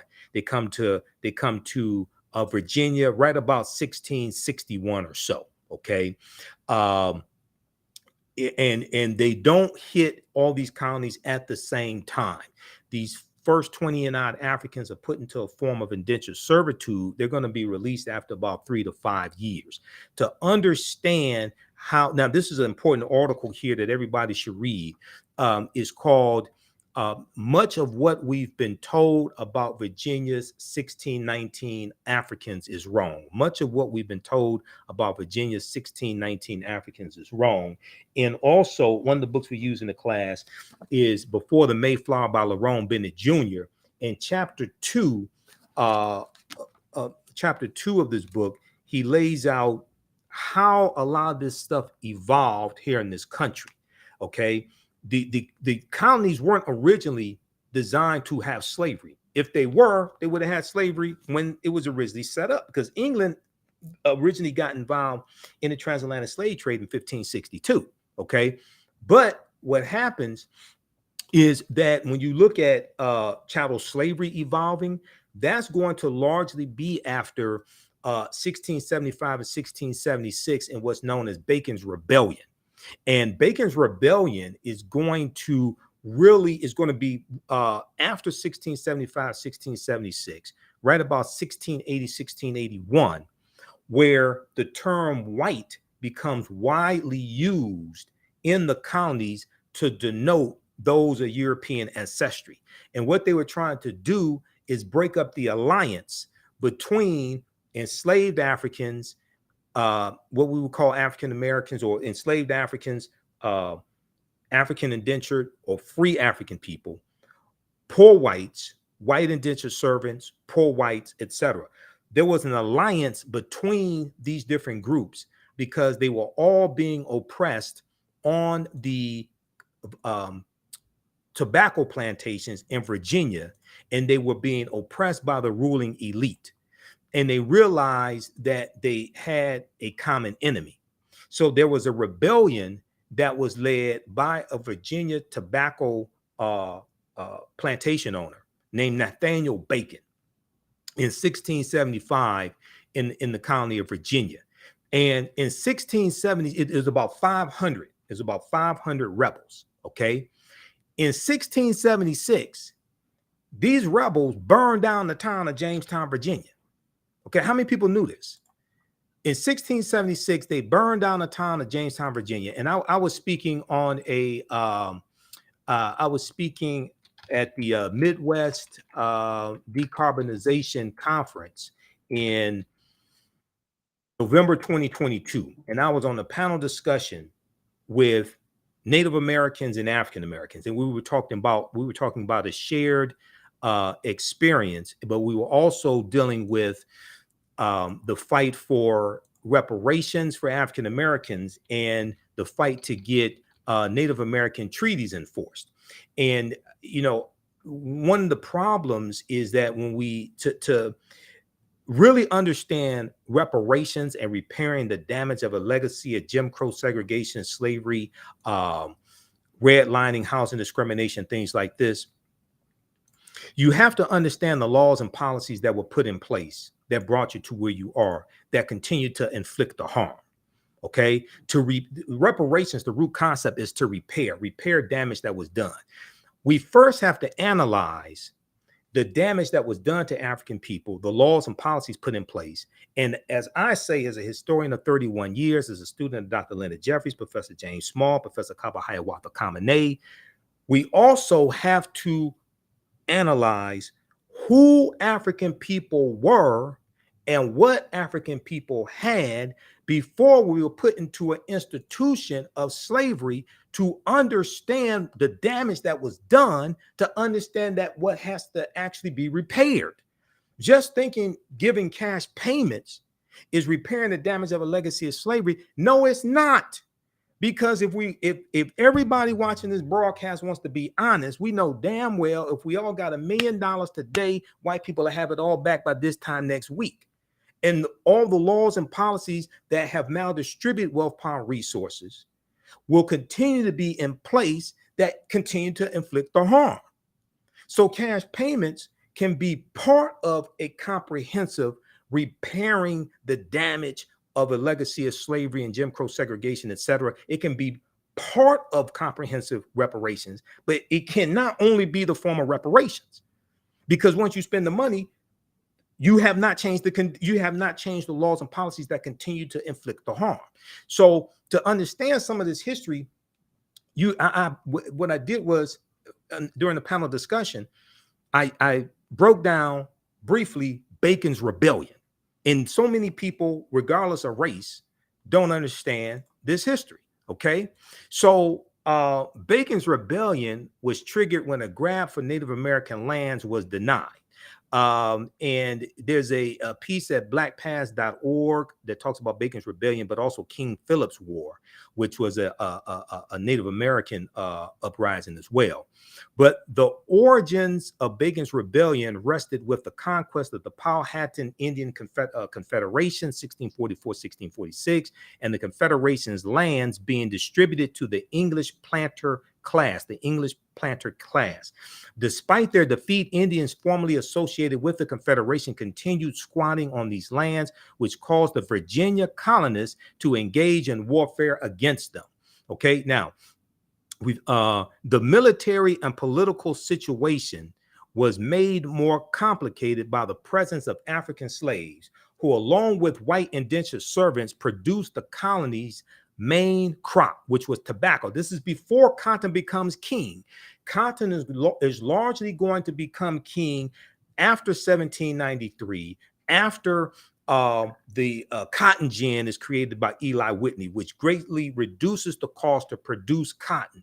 Before cotton was king in the colonies, tobacco was king, but also you're going to have sugarcane that's king as well. But at this point in time, tobacco is king. Okay, tobacco is the main cash crop. Now, planters looked down upon the African slaves, indentured servants, and landless freemen, both white and black, whom they called the Giddy multitude, Giddy, the Giddy multitude. So you had these different groups of oppressed people. You had African slaves, you had indentured servants, you had what we would call free African Americans, you had poor whites, and you had white indentured servants. During the decades of the 1650s and 1660s, a sizable number of indentured servants, both black and white, both African and European, who had completed their required indentured labor service, clamored for old Powhatan land as well, which was under the control of Governor Berkeley, who was the governor of the Virginia colony, and his planter class associates. Nathaniel Bacon, a wealthy white Virginia planter, declared himself the leader of the colony's former indentured servants, freemen, African and white, African and European, newly arrived landless white immigrants from England, Scotland, or Ireland, and enslaved Africans, all of whom bonded together because of their common exploitation on the large tobacco estates in Virginia. All these different groups of people from different countries realized that they were all being oppressed by the same ruling class, and they took up arms to overthrow the ruling class. Now, on September 9th, 1676, Nathaniel Bacon and his followers returned to Jamestown, Virginia, and battled forces loyal to Governor Berkeley. He forced Governor Berkeley and his followers to retreat, and then Nathaniel Bacon and his 500 rebels burned down the town of Jamestown, Virginia. They burned down the town of Jamestown, Virginia. Now, I don't know if this was the inspiration for the song, the roof is on fire. We don't need no water. Let this burn. I don't know if that was the inspiration for it, but it very well could be. Okay. I don't know that. I don't know if that's a historical fact. Okay. But it could be. Who knows? All right. Now, how many people remember that song? Okay. Now, let's go back to this here. Okay. So there's a good article from history.com, official website of the History Channel, that deals with Bacon's rebellion as well. And we reference numerous sources here in the class. Toward the end of the 17th century, labor from England began to diminish. So what happens is the economy in England improves, and there's less of a desire of white people to come from England to be indentured servants here in the colonies. So you have a drying up of the labor force, of the white labor force, okay? Toward the end of the 17th century, toward the end of the 1600s, labor from England began to diminish, and the colonies were faced with two major dilemmas. The colonies were faced with two major dilemmas. The first dilemma was how to maintain control over the restless poor and the freedmen who seemed intent on the violent overthrow of the colony's leaders, because they were all being oppressed by the same ruling class, the same 1% or 10%. Okay. The second dilemma that the colonists in control, the planter class, the rulers, the second dilemma that they were dealing with was how to obtain a controllable labor force as cheaply as possible. The colonial leaders found a solution to both problems. By the 1690s, they had divided the restless poor into categories reflecting their origins, homogenizing all Europeans into a quote unquote white category and instituting a system of permanent slavery, or what we call chattel slavery. You are enslaved for perpetuity, and your children are born in slavery and their children are born in slavery. So they use the term white widespread to put all Europeans into this one category and put them on team white. Okay. And then they instituted a system of laws to institute permanent slavery for Africans, the most vulnerable, and the Africans were the most vulnerable members of the population. Okay. Now, Encyclopedia Britannica at Britannica.com, they have information on the history of the idea of race. This is where this citation comes from. The history of the idea of race. That's at Britannica.com, Encyclopedia Britannica. Okay, let's continue here. And then also, there's an article from History.com, official website of the History Channel, why America's first colonial rebels burned Jamestown to the ground. Okay. That's the History.com, official website of the History Channel. Now, if we look at page 40, and these are all slides that we actually use in the class that I created. Okay. Ancient Kemet, one of the original names for Egypt, the Moors, and the Ma'afa, understanding the transatlantic slave trade, what they didn't teach you in school. You never see a class like this. You probably haven't seen a class like this before. Okay. So when we look at page 40 of chapter 2 of Before the Mayflower by Lerone Bennett Jr. Now, this is from the 6th edition. The 6th edition. Lerone Bennett Jr. is laying out this history, and he talks about the fact that for all practical purposes, he says, of all the improbable aspects of this situation, he's talking about in the early 1600s, okay? Of all the improbable aspects of this situation, the oddest, O-D-D-E-S-T, the oddest to modern blacks and whites is that white people did not seem to know that they were white.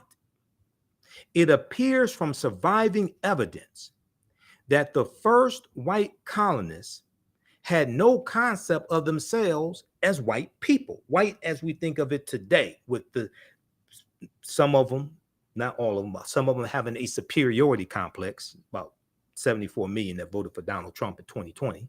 Okay. The legal documents identified whites as Englishmen and or Christians. Okay, so this is before about 1681 in the colony of Virginia.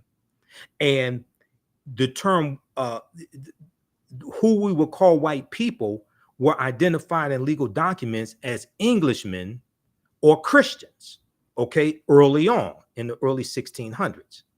The word white, with its burden of arrogance and biological pride, developed late in the century, late in the 17th century, late in the 1600s, as a direct result of slavery and the organized debasement of blacks. But that's going to be after Bacon's Rebellion of 1675 and 1676. The same point can be made from the other side of the line, talking about African people. For a long time in colonial America, there was no legal name to focus white anxiety. The first blacks or Africans were called blackamoors, Moors, Negers, N-E-G-E-R-S, and Negars, N-E-G-A-R-S.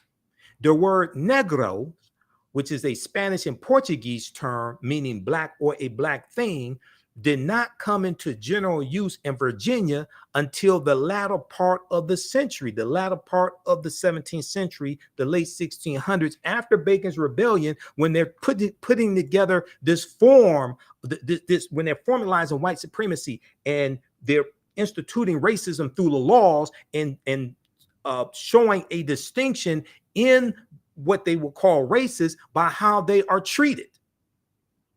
So what's the end result of this history, right? If we look at how Bacon's Rebellion planted the seeds of race-based slavery, and this is the article from history.com, official website of the History Channel. It says, in the aftermath of the rebellion, in the aftermath of Bacon's Rebellion, white planters reacted with alarm to the anger they had seen among the black Virginians who had joined Nathaniel Bacon's rebellion. Quote, the planters had not been able to control this rowdy labor force of servants and slaves, end quote, historian Ira Berlin told PBS.org, public broadcasting system, PBS.org, because they have information that I researched there as well on Bacon's Rebellion. This is what I presented when I spoke at the virtual conference, Midwest Decarbonization, their virtual conference. They were dealing with environmental concerns, environmental racism, things like this. This was November 2022. I blew everybody away with my presentation, right? Quote, but soon after Bacon's Rebellion, they increasingly distinguish between people of African descent and people of European descent. They enact laws which say that people of African descent are hereditary slaves. Hereditary slaves. This is chattel slavery. You're enslaved for perpetuity. Ain't something you were done. It's not something you did. You were just born the wrong race. You were born the wrong color. Now, planters feared what their white indentured servants could do. So they slowly eliminated the system of white indentured servitude, relying instead on enslaved African people to work their plantations, because there was a declining amount of people willing to come to this country to be indentured servants, because around 1680 or so, the economy in England improves. Okay, so you have these different forces that the ruling class in the colonies are trying to deal with. At the same time, they're dealing with Native American rebellions as well. All right. Now, backlash from Bacon's Rebellion is credited with helping kick off the racial distinctions that defined the colonies and the United States that followed. Now, most Americans don't know anything about Bacon's Rebellion. They think it's about bacon that you eat or something, grits and bacon, bacon and eggs or something. No, this helped shape racism in America and racist policies in America that we're still feeling the effect of to this day. Read this article from history.com, official website of the History Channel. Why America's first colonial rebels burned Jamestown, Virginia to the ground. How many people knew this? And this is what these anti-Black, anti-African American history laws are doing in these various states: Florida, Georgia, Oklahoma, where you had the Tulsa Race Massacre, June 1st, 1921. They're designed to suppress this type of history, because if you don't understand the history of how you got into a predicament or how a problem started, you're not going to be able to solve it.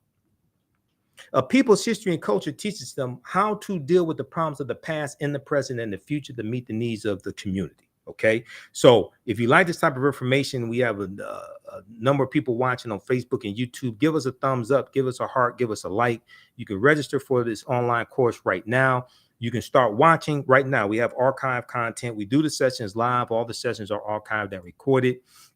You can go back and watch it anytime. You don't have to join us in the classes live. I don't take attendance.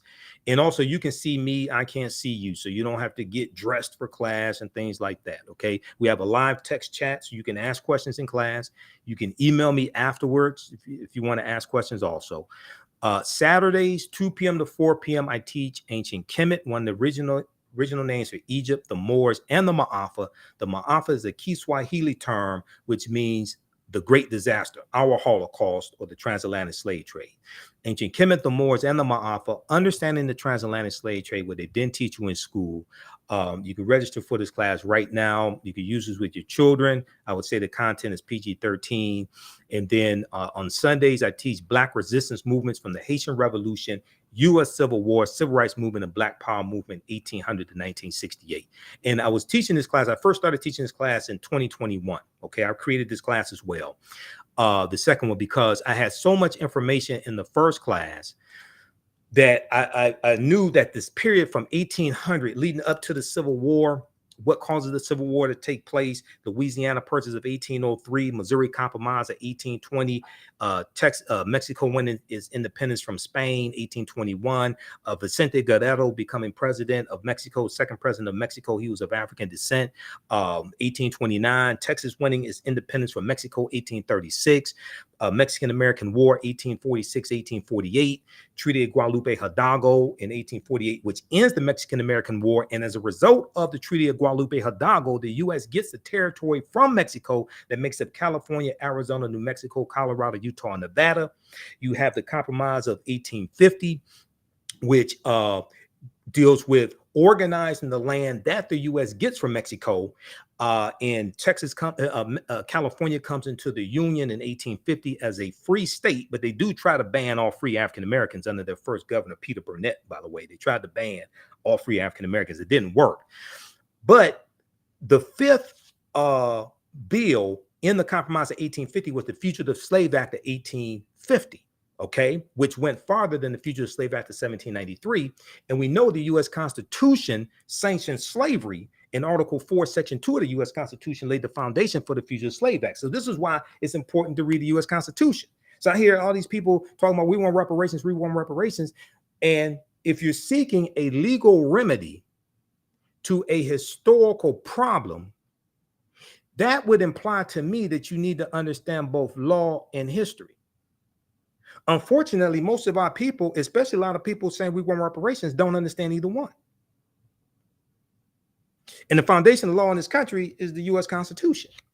You need to read the U.S. Constitution. Also study the treaties as well, like the Black Freedmen Indian Treaties of 1866. And I talked about the Black Freedmen Indian Treaties in when I spoke at the conference.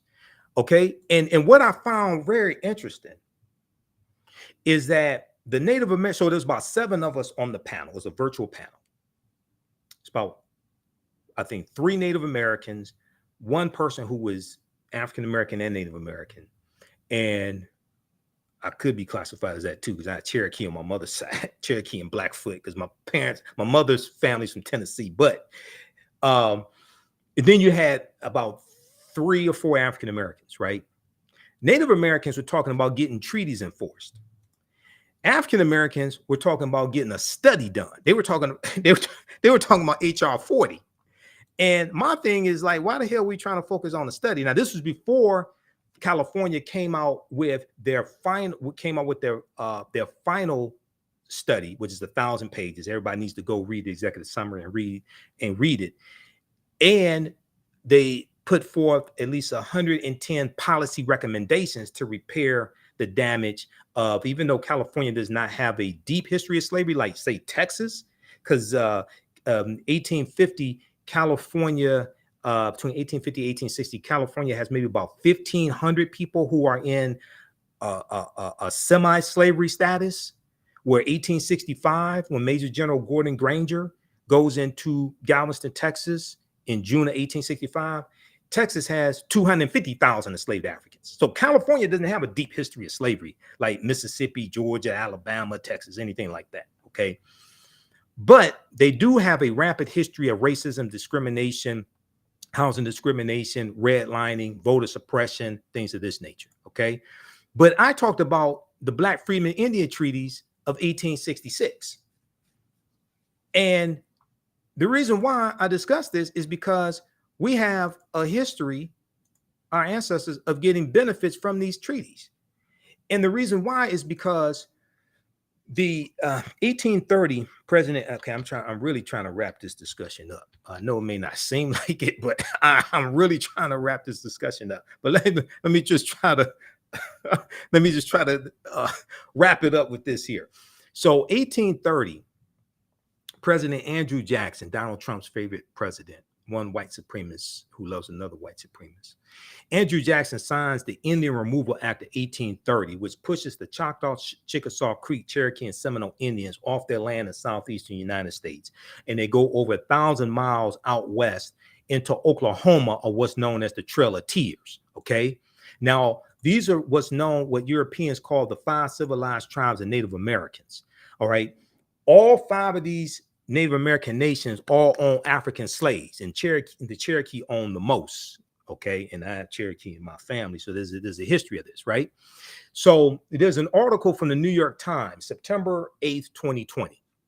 Black Native American and fighting for recognition in Indian country. Enslaved African people were also driven west along the Trail of Tears, the 1830s, after a historic Supreme Court ruling. Their descendants are fighting to be counted as tribal members. So about a third of the people who were on the Trail of Tears were African people, okay? Slaves of the 5 civilized tribes of Native America. Some people wanted to call them servants. If that makes you feel better and helps you sleep at night, okay, you can call them servants. Yes, they're Africans married into the, yes, you had people who were part African American, part Native American. That's true. Yes, African people were the original people here. And when Asians come about 3000 BC or something like that, they come over here across the Bering Straits. The Africans and Asians intermix, and their offspring are called Native Americans. That's true as well. Dr. David Imhotep deals with this in his book, The First Americans Were Africans, Documented Evidence, which I have here somewhere in the office. Because we reference this book in the class. All that's true. Okay. Different things happen at different times. Okay. So just because African people were already here, or some of us were already here, does not mean the transatlantic slave trade did not take place. And just because the transatlantic slave trade took place does not mean that the African people were not already here. You have to understand a chronology of the last 50,000 years of history. Okay. But that's another conversation. Ron, let me see. Where are we here? Okay, Ron Graham's ancestors. So in this article, they talk about this man of African descent named Ron Graham. Ron Graham's ancestors are known as Creek freedmen. They were among the thousands of African Americans who were once enslaved by tribal members in the South and who migrated to Oklahoma when the Native American tribes were forced off their homelands and marched west in the 1830s. This ties into the origins of what we call Black Wall Street in Tulsa, Oklahoma. Okay, and one of the first history lessons I got on this was Hannibal B. Johnson's book. This one here, Hannibal B. Johnson's book, Black Wall Street from Riot to Renaissance in Tulsa's historic Greenwood District. This book right here, one of the best books that you read dealing with the real history of Black Wall Street. This is one of the first historical books to really deal with this. And this, he had, this was like the second edition, I think. This came out in, I think it was 2001 or something like this. 1998. Okay, 1998. All right. This is one of the first books that dealt with the real history of Black Wall Street and the origins of Tulsa, Oklahoma. So Hannibal B. Johnson is one of the top scholars on this history, with Facebook friends as well. We've talked through Facebook. I need to get him on the African History Network show. All right. Now, so the 1830s. Now, Tulsa, Oklahoma was founded by Creek Indians around 1834 who got pushed off their land in southeastern United States. Tulsa comes from the Creek Indian word Tallahassee, and the Creek Native Americans, they take their African slaves into Oklahoma.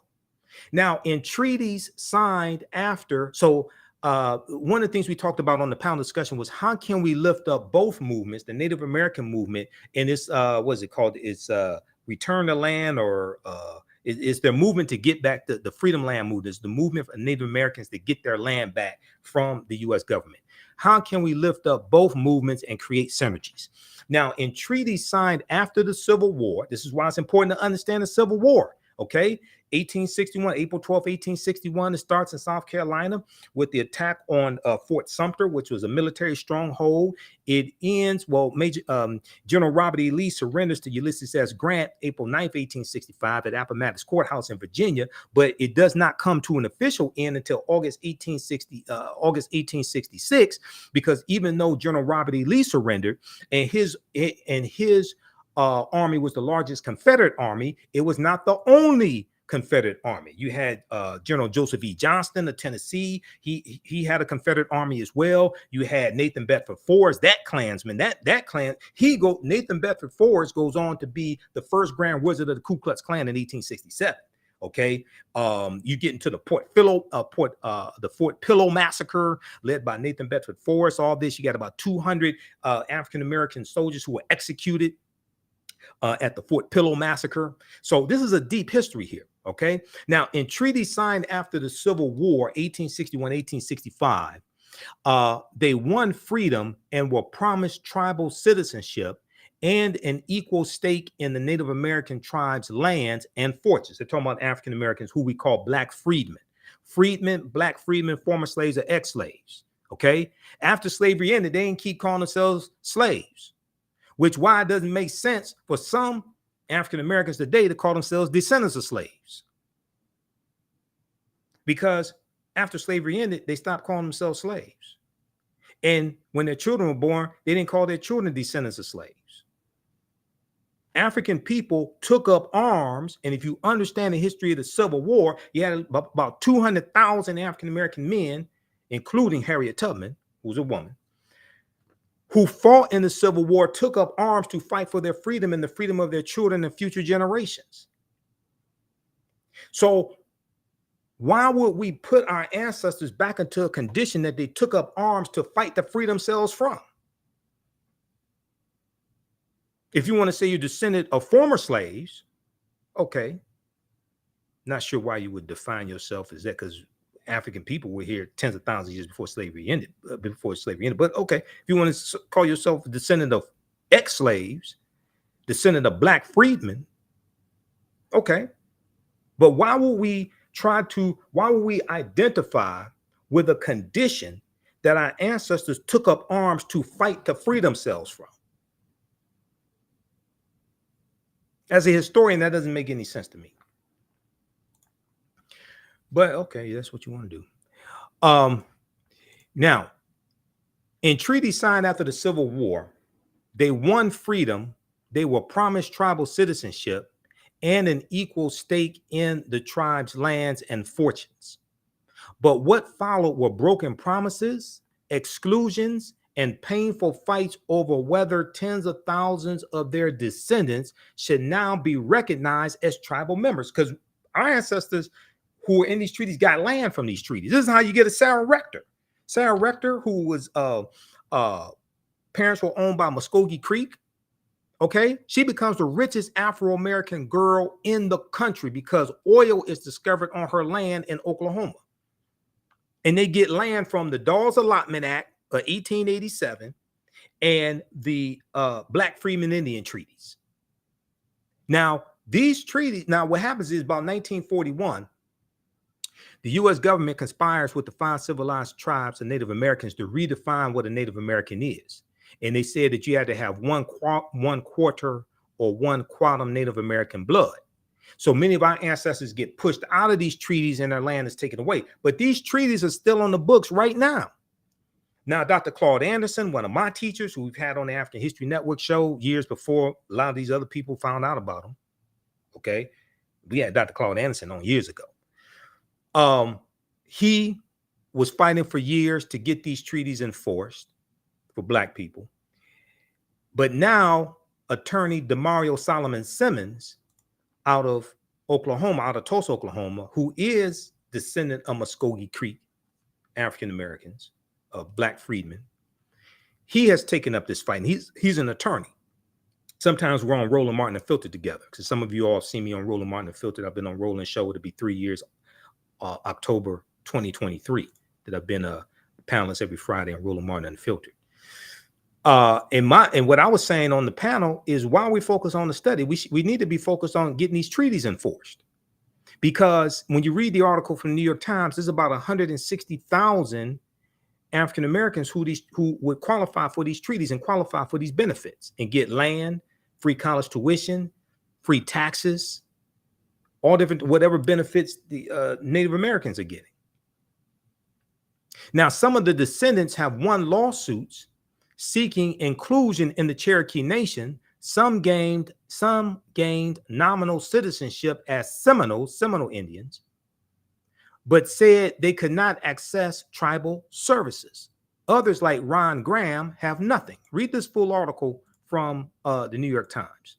But now a landmark Supreme Court decision for tribal sovereignty has breathed new life into their fight. In July 2020, the Supreme Court recognized a huge portion of eastern Oklahoma as reservation land under the terms of an 1866 treaty. The same treaty also guaranteed that freed slaves and their descendants would, quote, have and enjoy all the rights and privileges of Native citizens, end quote. So my thing is, like, while we focus on trying to get a study done that has no benefits attached to it, the first thing we should do is focus on getting these treaties enforced, because these are laws on the books right now. But if you don't understand history of law, you don't know this exists, you go out here trying to get HR 40 done. And nobody has told me how they're going to get HR 40 passed in the Senate, because once it passes the House of Representatives with 218 votes, you need 60 votes in the Senate. So if you got 51 Democrats, that means you need 9 Republicans that are going to vote for HR 40. No Republicans support reparations, not even the black ones. Senator Tim Scott, who blocked the George Floyd Justice and Policing Act when the talks fell apart in September, I think it was September 2021, okay? Senator Tim Scott has gone on record saying he doesn't support reparations. So he's not going to vote for it. If the black Republican doesn't vote for reparations, how many white Republicans you think going to vote for it? Byron Donalds out of Florida, that Negro, he doesn't support reparations. Burgess Owens out of Utah, he doesn't support reparations. John James out of Michigan, he doesn't support reparations. So if black Republicans don't support reparations, how many white Republicans you think going to do it?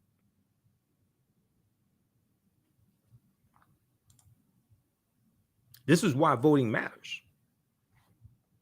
This is why these people who keep voting against our own interests have to be voted out of office. We have to fire them. Elections have consequences. Okay, so to wrap this discussion up,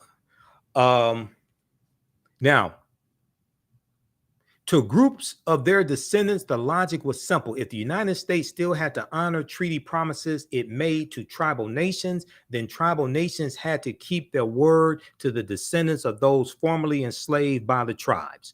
Quote, we're making noise, end quote, said Marilyn Vann, V-A-N-N, a Cherokee citizen and president of the descendants of freedmen of the 5 civilized tribes. Marilyn Vann estimated that there was a diaspora of some 160,000 descendants of those formerly enslaved by these Native American tribes. These 5. Now, there are approximately 567 Native American nations in this country. I am not saying that all Native American nations enslaved African people. That is not what I'm saying. And the history does not prove that. The history does not show that. The 5 civilized tribes, what we'll call the 5 civilized tribes, they did the bulk of that. Okay, so sometimes I get responses from Native Americans, things like that. I'm not saying all 566 tribal nations own African slaves. It's not what I'm saying at all. Okay, I'm being very specific with what I'm talking about, and you can read this information as well. Proper documentation ends all conversation. All right, now, Maryland Van estimated some 160,000 of those formerly enslaved by the tribes, many of them living in Oklahoma. Now, there are groups representing descendants from each of the 5 tribes who meet to share sepia photographs of ancestors, compare genealogical records, and plan protests. Okay. Now, as they file lawsuits in federal and tribal courts, they say they are fighting for tribal benefits, including access to jobs, health care at tribal clinics and hospitals, housing, scholarship funds for their children, and the right to vote in tribal elections, but also for something more fundamental. Quote, my identity, end quote, Mr. Graham said. Now, read this article here from the Washington Post. Black, Native American, and fighting for recognition in Indian country. Black, Native American, and fighting for recognition in Indian country. This is from September 8th, 2020 from the Washington Post. The article goes on to say the freedmen were granted tribal citizenship and in some cases, quote, an equal interest in the soil and national funds, end quote, of that Native American tribe. In the treaties that Oklahoma's tribes signed with the federal government after the Civil War, in which the tribes were forced to cede huge portions of their land to the U.S. government. Okay, now we know Maxine Waters has been working with Demario Solomon Simmons, trying to get legislation pushed on this as well. And there's an article from history.com, official website of the History Channel, once again, called 9 Entrepreneurs Who Helped Build Tulsa's Black Wall Street. Okay, and you have to understand this chronology of history, the origins of Tulsa, Oklahoma. So you have all these people out here, they're trying to recreate what Tulsa did, Black Wall Street, this, Wall Street, that. Almost none of them are talking about getting these treaties enforced. And here's why this is important. Okay, now Hannibal B. Johnson is cited in this article from history.com. Okay, Hannibal B. Johnson said the relative wealth of some Black folks in Oklahoma comes in part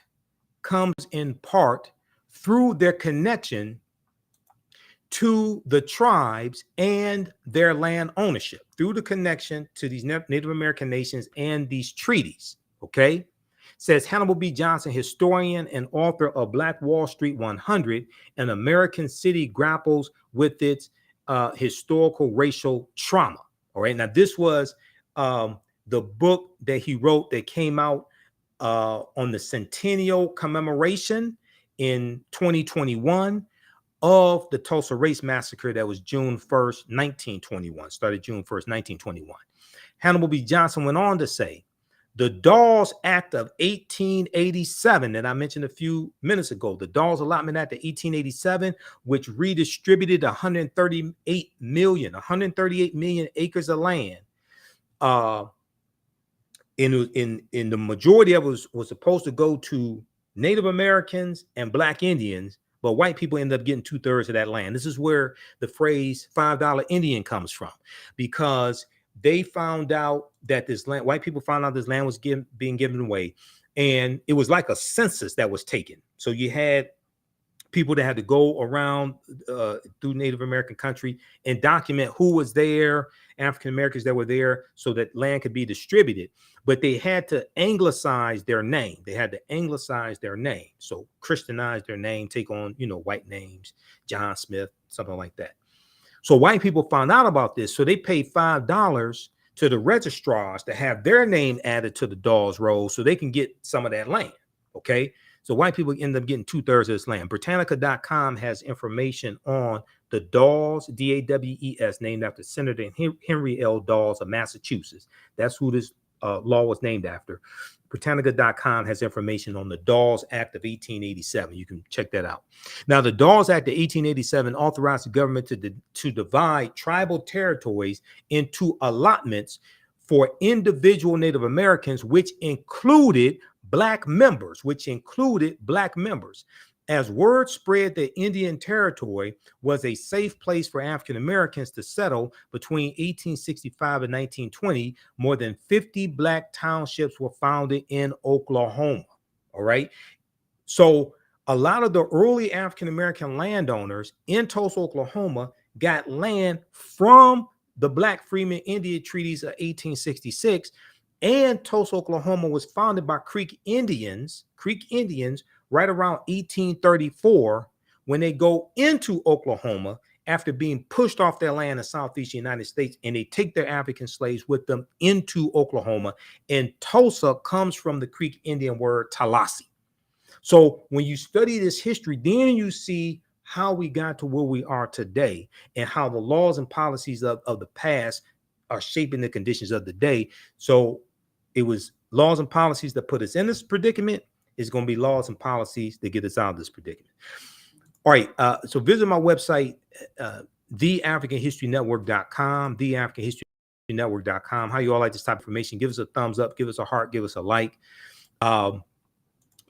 Also, I have in digital download format and DVD format, 15 of my lectures in a bundle pack. African History Awakens the African Mind from Mental Death. This is a 15 lecture bundle pack. The digital download is $75. In DVD form, it's $100. Okay, it's right on the homepage of our website, TheAfricanHistoryNetwork.com. And also, we have our PayPal Cash App information here as well. This is our Cash App account, $ TheAHNShow, SHOW.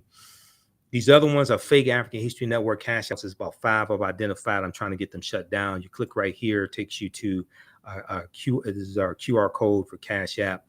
And when you go to it, it'll say Michael. Make sure my picture there as well.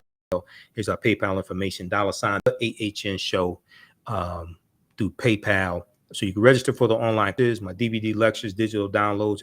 They're at our website, TheAfricanHistoryNetwork.com. Also, listen to the African History Network show Sundays, 9 p.m. to 11 p.m. Eastern Standard Time on our social media platforms. 9, 10 a.m. Superstation WFDF, the radio station I was on. They did a format change. So it's not talk radio anymore. It's fine with me. I have my own network, so it really don't make me any difference. And our shows are in audio podcast format as well. Okay.